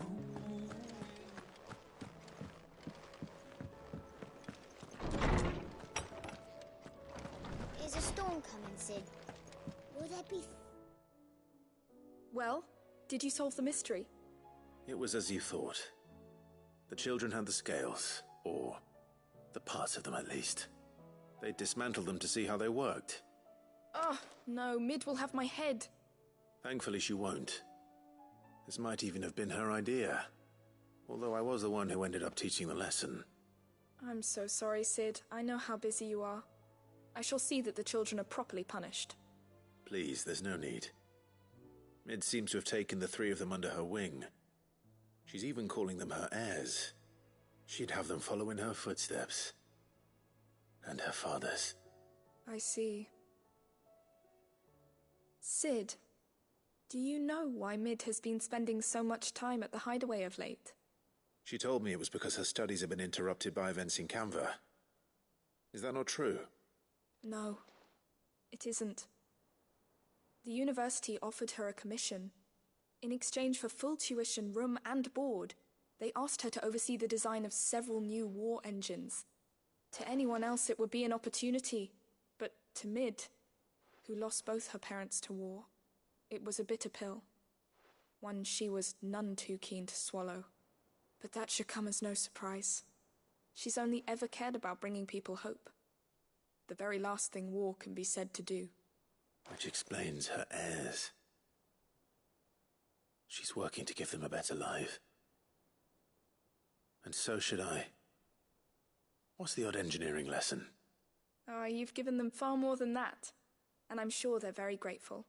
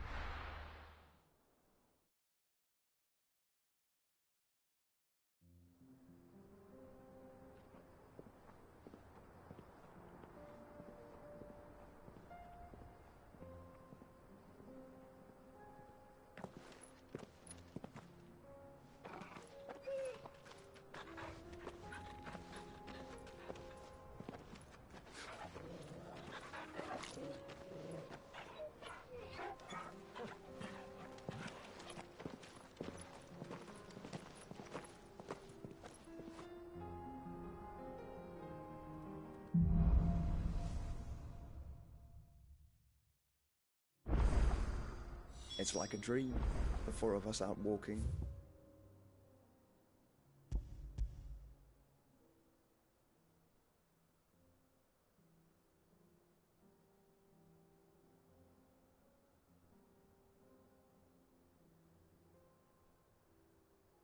You used to. Enjoying this, are you? Gav and the others could be in danger as we speak. You're right. I'm sorry. Yote is a fine scout. If Canville was attacked, she will already have begun gathering information. Tabor isn't far. We should pick up the pace.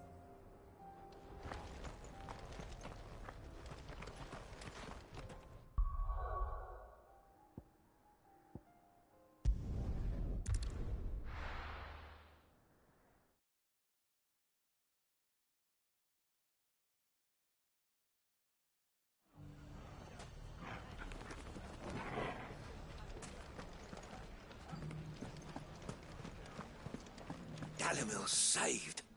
Can I interest you in a new sword?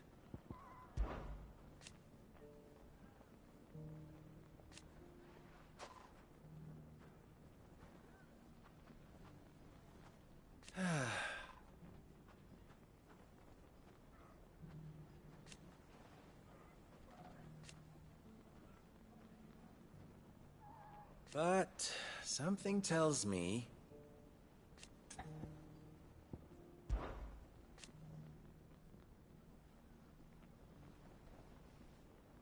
I always knew.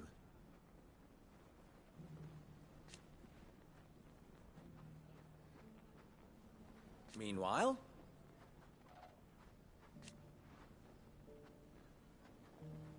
proof, if any more were needed, my comrades and I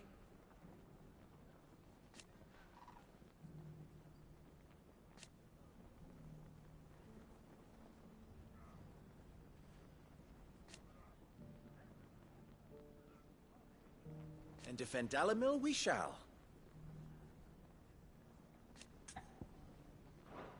You're always welcome here.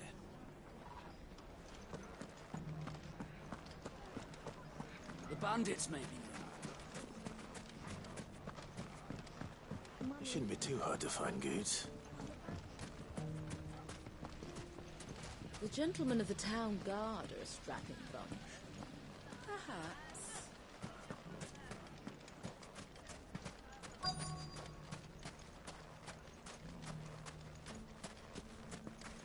Could be I know something more. What's it worth? Clive, listen! I found someone who says he's heard the rumours about Nan. Have you? Go on. Tell him what you told me. All right. It's like I said. A wizened old crone by the name of Karen's been selling steel to whoever will pay her price, be they knight or knave. Says the more swords and spears she puts in people's hands, the more war they'll wage. And the more war being waged, the more call for swords and spears. And who will they all turn to keep them in steel? Why, the good Reaper herself. And you've seen this Reaper at work? Aye, it just so happens I have. You'll find her right here plying her trade most days. Here in Dalimil? Where exactly? She has a stall here in the market, but if you're not the patient type, you can probably find her at her storehouse on the edge of town. But it'd be a bolder man than me that braved that particular nest of vipers. Feeling bold, traveler? I hope so, for your sake. Now, if that's all, I have places to be. Sorry to have kept you.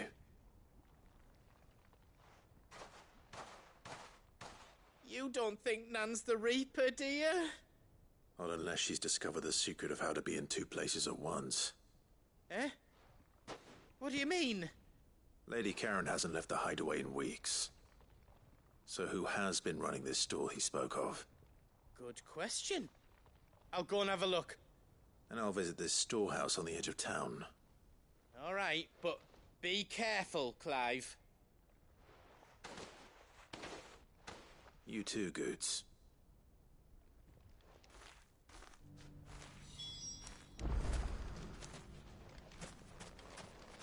finest sellsword. In Storm couldn't hold a candle to our new town guard. Fuck! How the hell did The gentlemen of the town guard are a strapping bunch.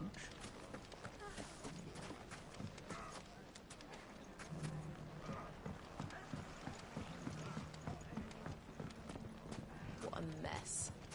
Where do we even start trying to clean all this up?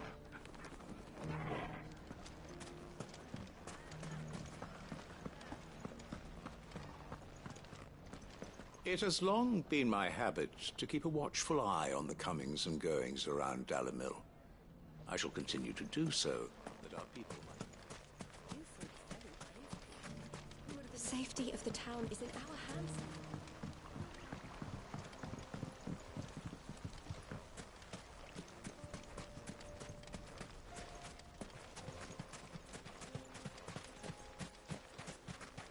Time to brave the Viper's Nest.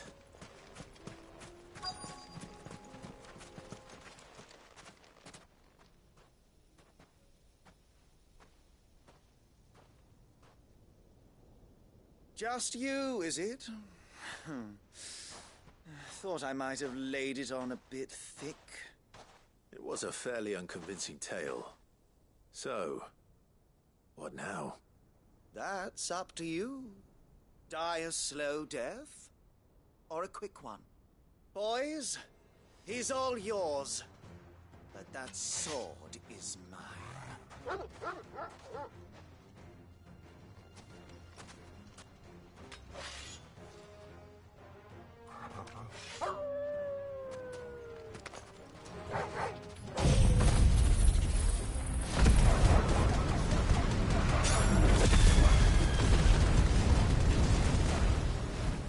Leave now and we can pretend this didn't happen.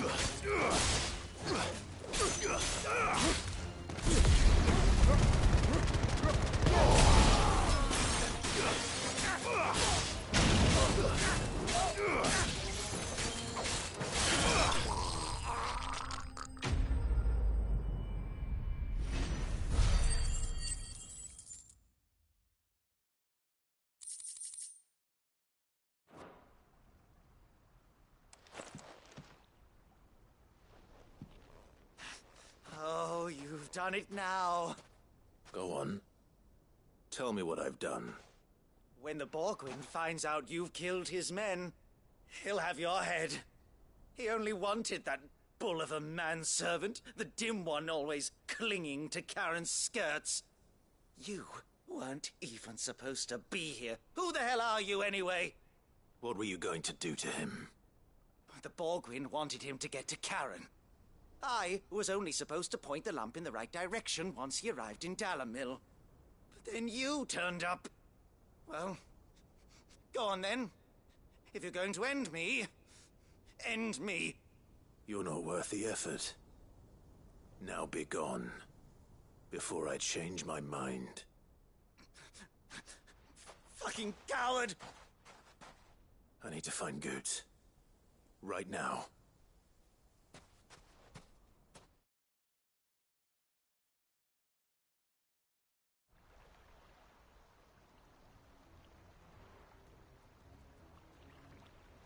Get your filthy paws off me, you naughty-pated lout! Stop calling me names! And stop spreading them horrible lies about Nan! Well, that will be easy enough. For they are not lies. Every last word is true. And she must pay for her crimes in blood. Blood? Goot, are you all right? He's gonna kill Nan! He said she had to pay in blood! After what she did, it is only right. She ruined my life and the lives of countless others. That loathsome harpy's very existence is a crime, and I will not allow it to continue. Goots, was it? I have no quarrel with you. Only with your employer. Run along now. You need not pay for her sins. No. No? I don't care what she did. I won't let you hurt Nan. Promise me you won't hurt her, or I'll kill you myself! Goot, no. Enough, all of you! Karen. But how did you? You're a sight less clever than you think you are, the pair of you. Did you think I wouldn't notice the two of you slinking off together? Well, the whole thing got me thinking, who in Dalimil might bear me a grudge? And a certain snivelling shit I ran afoul of in my fairy years came to mind.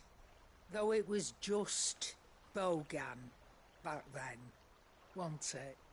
I thought the years might have taught you some sense, but I see you're the same pants-pissing craven you've always been. What was it we called you? Wet legs? You bitch! Everything that happened, it was all your fault! And now you'll finally pay for what you did to me!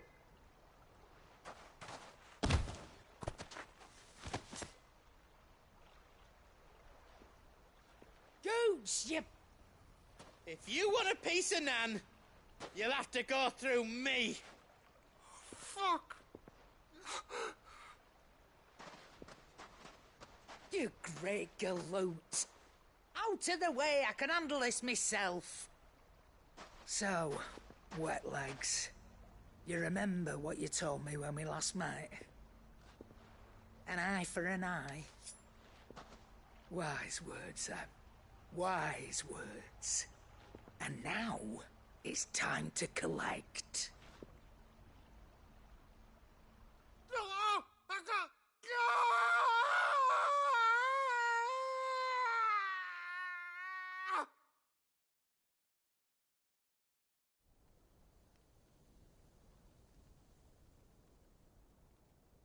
Sorry to keep you waiting. Is he... Dead? No. But I reckon he wishes he was. It ain't easy going through life one eye short of a pair. After all, I should know. You don't mean... Oh, don't tell me you didn't notice. Lost it to old Wet Legs back when we were working the same routes. Said I'd stolen from his strongbox. I'd done nothing of the sort, mind. But that didn't stop him taking his little revenge. So I took some of my own. Sorry, lost everything. His coin, his clients. Always knew he'd be back one day to claim his due. But he crossed a line dragging poor Goots into this. He didn't hurt you, did he? No, Nan. Still got all my arms, see? Legs too. But if he comes back again? What if he does? First we take the other eye, then we work our way down. He'll learn his lesson soon enough. But something tells me the wet legs has learned it already. Right. Let's get you back to the hideaway. You've attracted quite enough attention already. Ta-ra, Clive. Remind me never to cross you, Karen.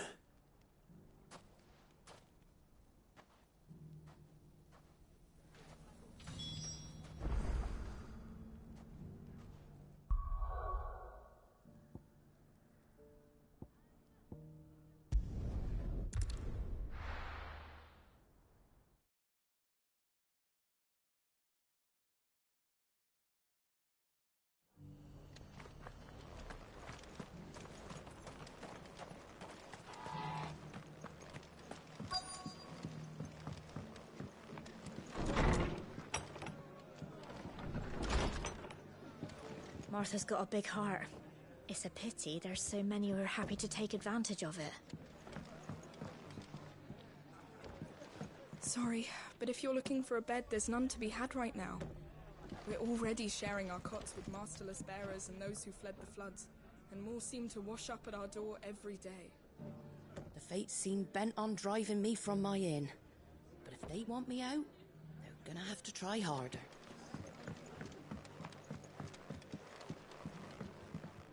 My lord Marquis, is that... It is you. Then you received my letter. I am Sebastian Rutherford, chief steward of your lord uncle's estate. Of course. We met once before. Yes, my lord.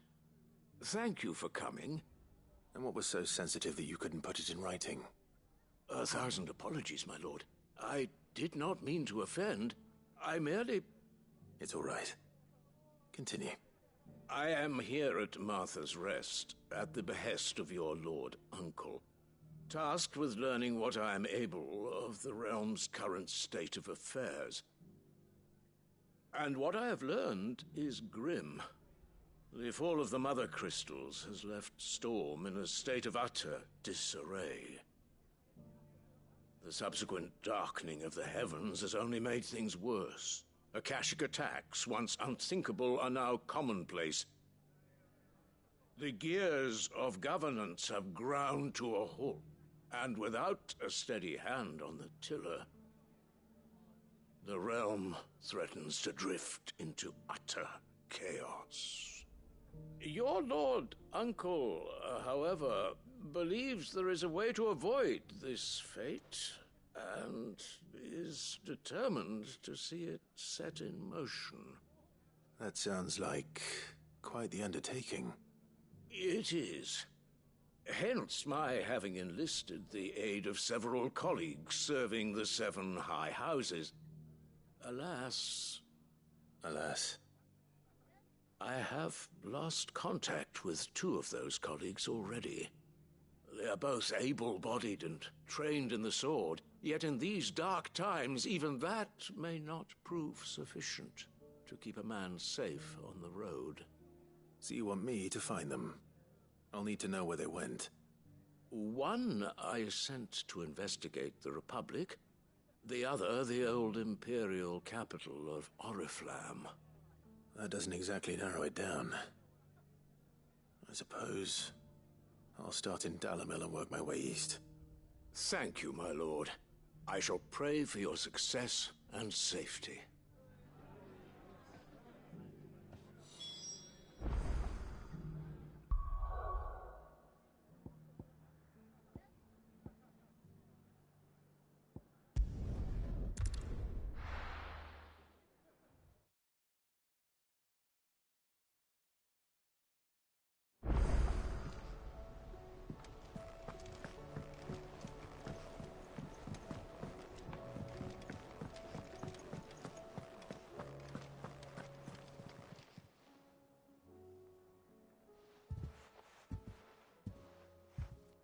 Nothing like a dish of cold vengeance to foul the gut.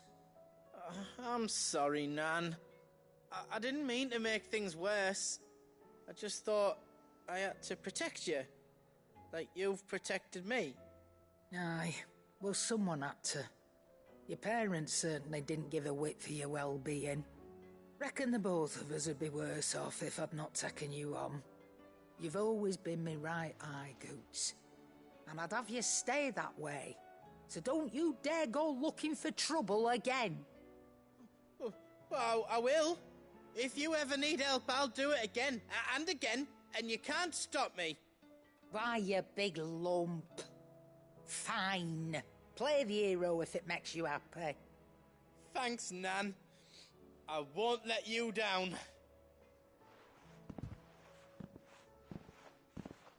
There's nothing he wouldn't do for you. That's as maybe. But if he's ever to make his own way in life, he'll need to start looking out for himself as well.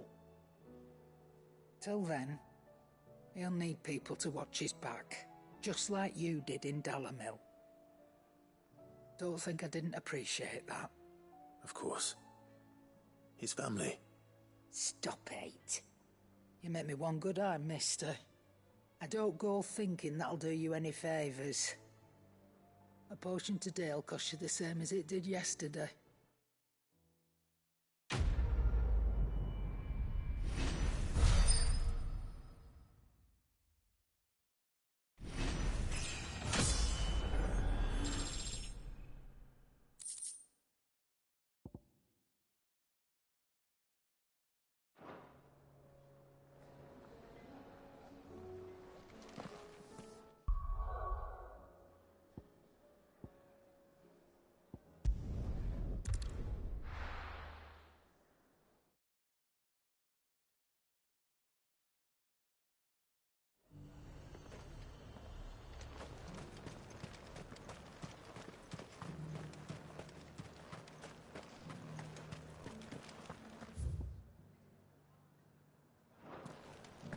There were ghosts at the gates not days ago. You needn't fret. The creatures are...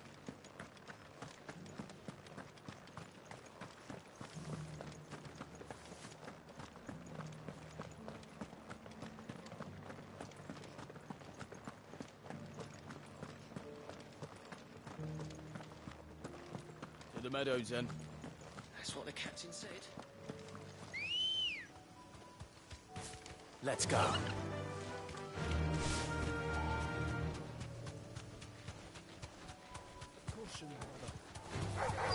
Enough of you, are there? Bogota said I should be able to find what I'm looking for somewhere nearby.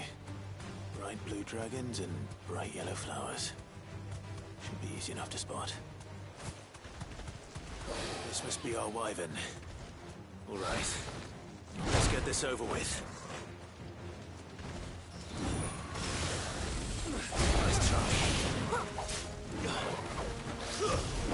Focus, brother.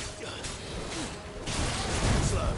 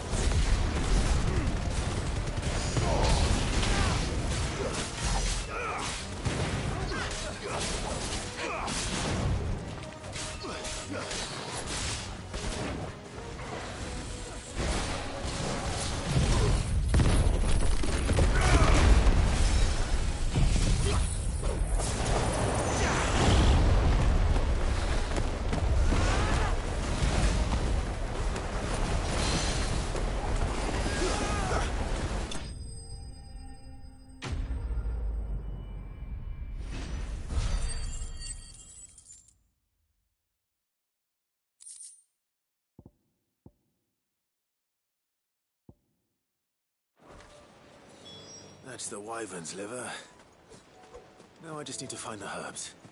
Bright yellow with a heady scent.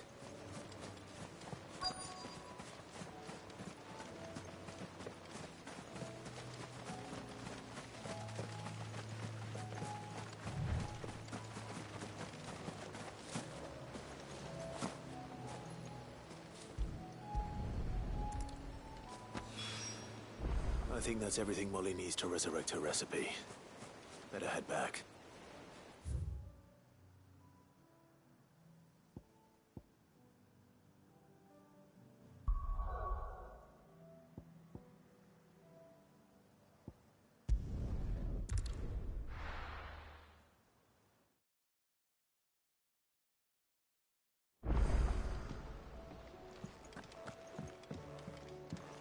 Will we ever see the sun again? It seems the hideaway's lost its appetite. So, did you have that word with Tomes then? I did, and he was as helpful as ever.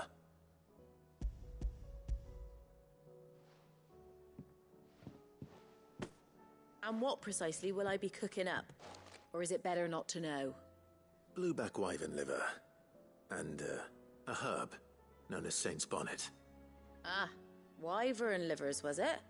Well, at least it weren't actual worms, I suppose. Now then, you stay right where you are. I've got some cooking to do. Let's hope these grand old chefs of yore knew what they were on about.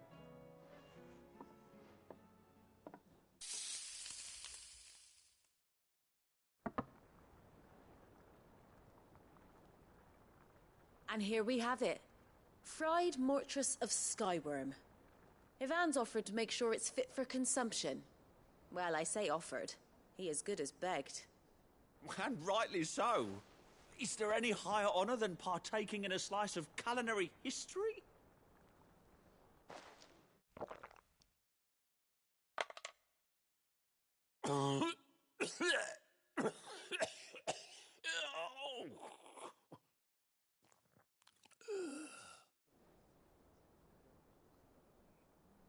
So, not fit for consumption then?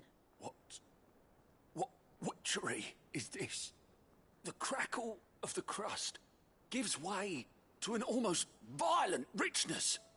Yet, it is the piquant kiss of the saint's bonnet that tames this savage dish. It is a tour de force. A force of nature, even. A maelstrom of flavour and sensation. A graceful beast emerging from centuries of slumber. I think he likes it. Well, I can't quite tell with all that nonsense he's talking. But I reckon you might be right. It was decent then, I take it. Decent? It's remarkable. And I defy any man to say a word to the contrary. Sid, might I suggest that you command a party of your finest men and women to procure a dozen blueback wyverns forthwith? I'll give it some thought.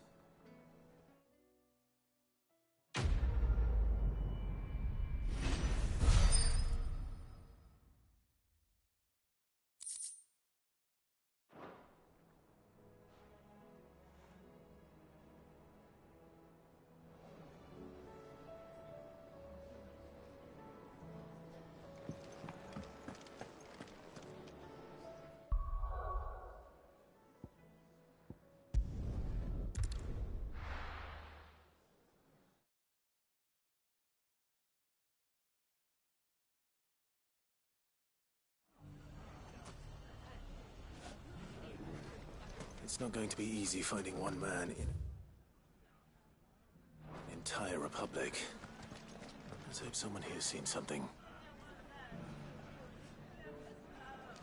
The bandits may be known, but look what they've left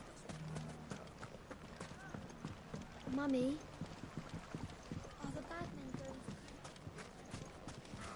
to... The gentlemen of the town guard are strapped.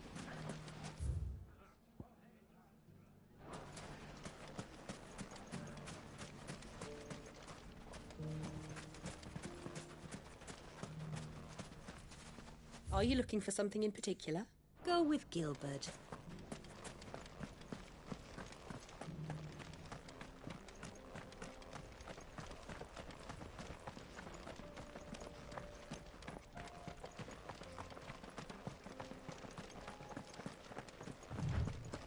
Someone's got himself in trouble.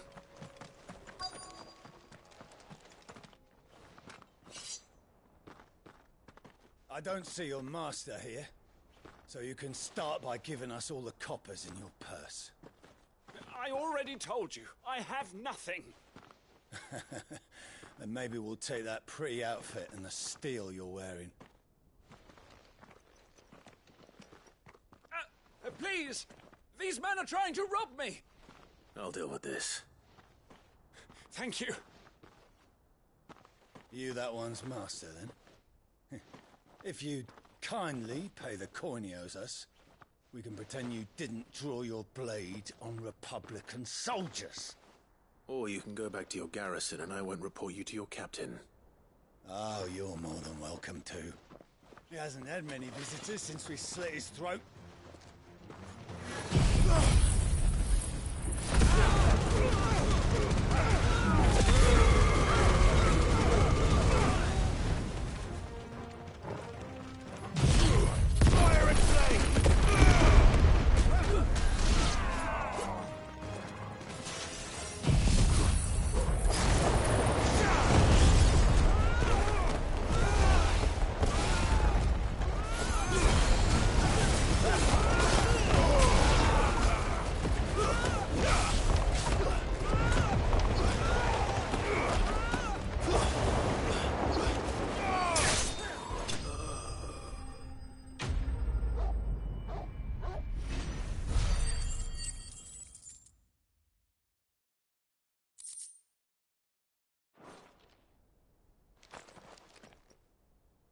I'd expect as much from Hugo's faithful, but these were men of the fist.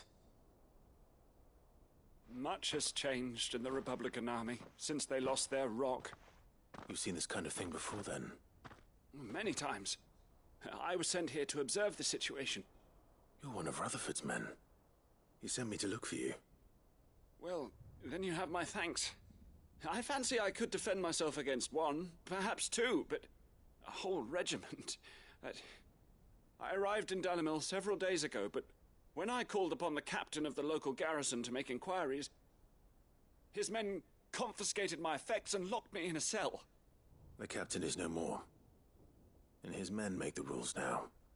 Fortunately, I was able to bribe my way free, only to be stopped again by those soldiers you so kindly dispatched. What of the Fist's central command? Surely they wouldn't allow such lawlessness amongst their ranks. I would imagine they are unaware of it. Most of the army has fallen back to the capital and hunkered down behind her walls. Those who weren't recalled now rule the fringes unchecked, answering to no one but themselves. Then it's worse than we imagined. You should return to Rosaria. It's not safe here. I'll find a caravan heading north. You won't mind if I borrow one of these soldiers' coin purses?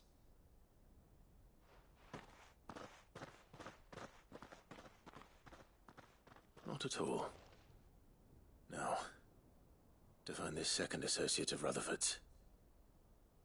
If he was bound for Oriflamme, I'll start at Northreach and see if I can pick up his trail.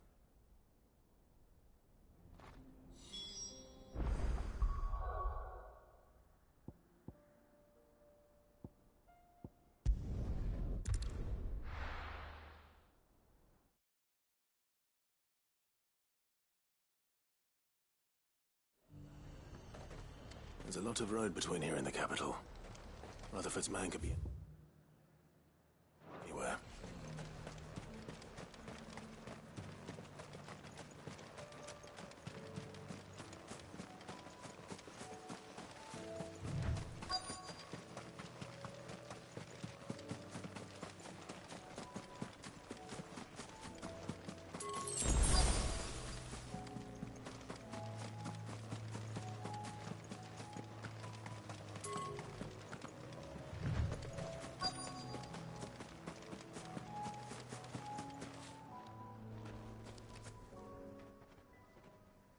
What happened here?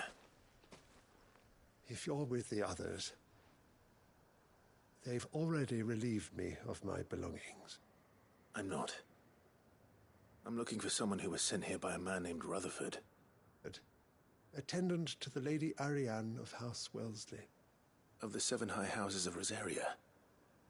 It's been a long time since last I saw my great-aunt. Is she well? My Lord Marquis? Yes. Yes, she is. The Lady Dowager has granted me leave to assist your Uncle Stuart. I was on my way back from the old capital when I saw some villagers being robbed on the road here. Bandits? They looked more like field hands, but it didn't matter in the end. I did what I could to help the victims, but all it earned me was a pommel to the temple. Which way did they go? South, toward the gate. All right. I'll take care of them. Founder knows I've met enough of their kind. You head back to Northreach, visit the Vale, tell them I sent you. Thank you. I shall. Founder be your shield.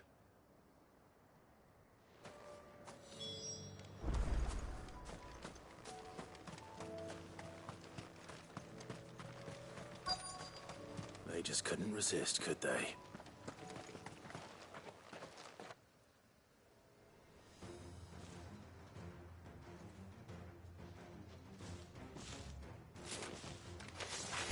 This one's ours, pretty boy.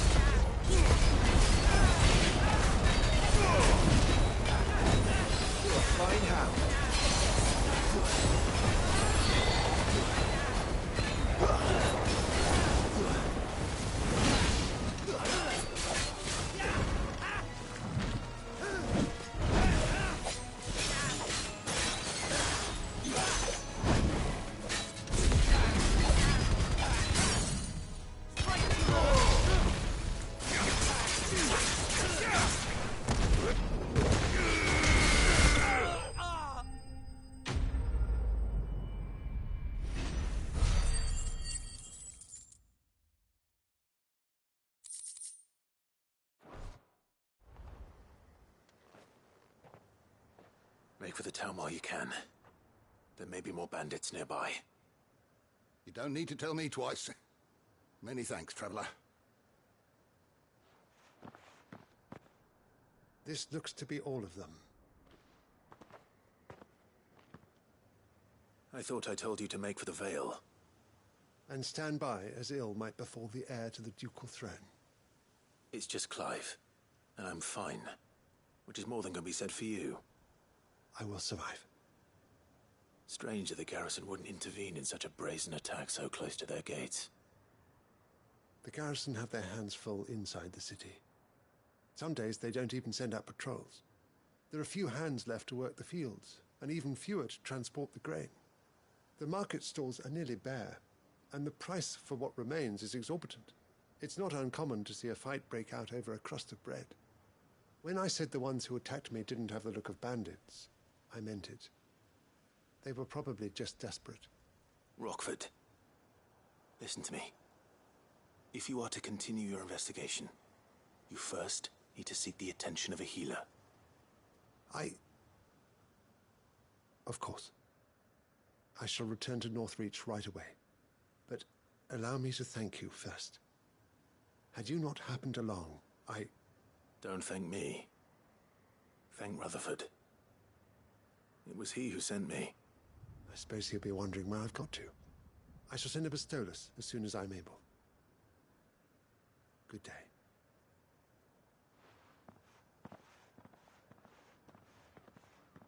My uncle certainly has his work cut out for him. If it isn't already too late. I should go and tell Rutherford that his colleagues are still in one piece.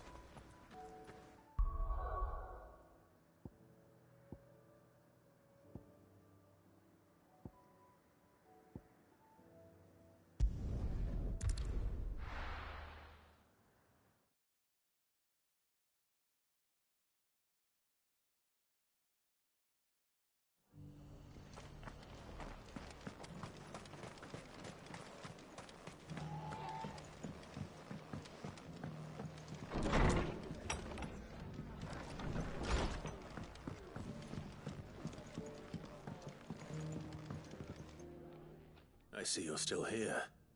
The Rest's location affords a constant flow of traders, and with it, a constant flow of information. Speaking of which, I received word from both my associates. They have resumed their investigations, thanks to you. I only happened to be in the right place at the right time. They both seem to think the realm's prospects rather grim. I am afraid that grim would be putting it lightly. Storm is in crisis, and if we are to free her, we must work quickly. And we must work together. Such is your Lord Uncle's wish. As it is mine.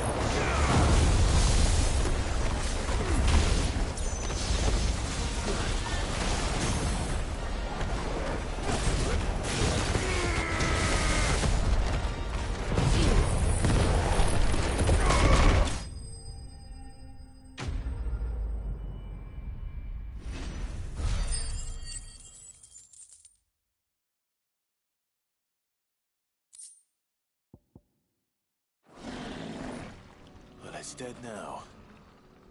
Whatever it was.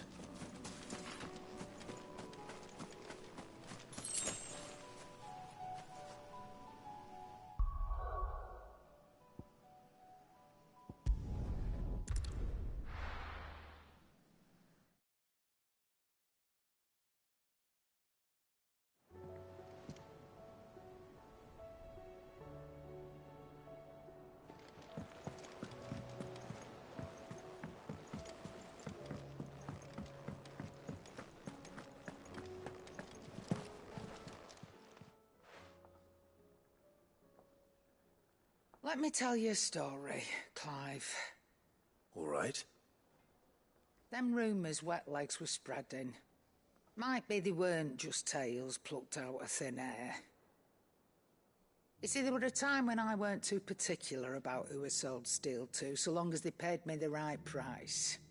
Some women lust after blood, others after flesh, but me, I were always one for gold. And to satisfy that lust, I sold to opposing armies, stabbed my every client in the back, made myself the most hated woman in the twins. But then one day I met a man who made me a different kind of offer. Said he'd give me access to a realm-wide community of like-minded individuals in constant need of steel and sundries. On the condition I sold to him and his alone. Was that the first time you met Sid? Aye. And I fell right into his damn trap. He was true to his word, so I ended up being true to mine. And I soon started making the best profits I've seen since taking up the trade. And all without aiding or abetting any outlaws. Except Sid himself, that is. Told me about his plan to topple the mother crystals, you know. Said that with them gone, the realm would want for all manner of things. An opportunity for the likes of me to mint gil. Why, I reckon an enterprising individual could find himself the richest dam in the twins. And that's when he had me. I emptied my stores that day and moved into the hideaway proper. And the rest, as they say, is ancient bloody history. A dozen years on, and I'm still not the richest dam. Not for lack of trying, mind. But I can say that I have never been happier. You've all shown me there are some things more precious than gil. That there are. So don't you go messing it all up. Or you'll have me to answer to.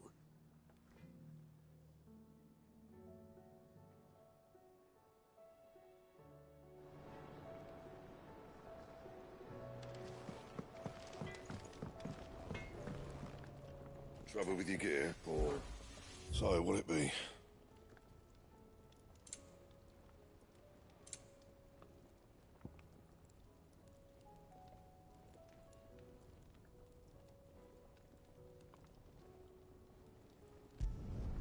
No scratches, right?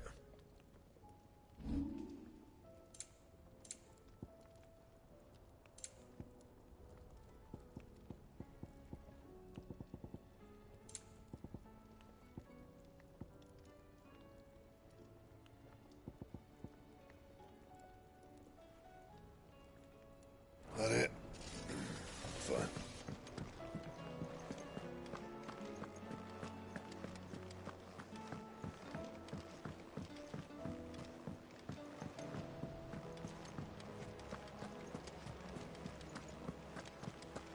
Did you see that? Tell me you saw that.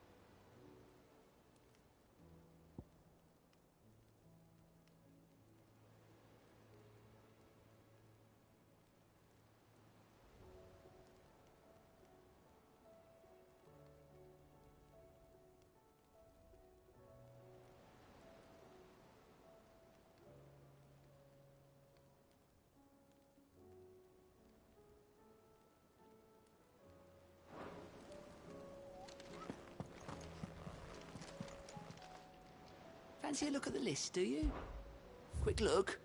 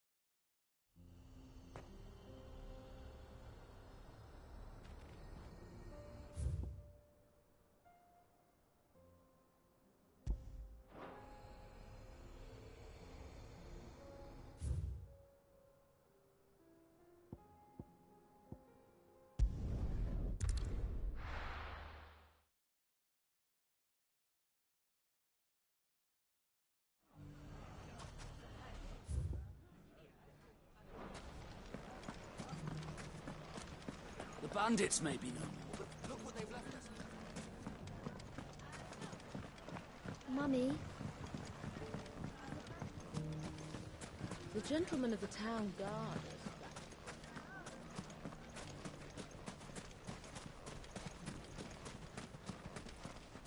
Anything I can interest you in? My thanks.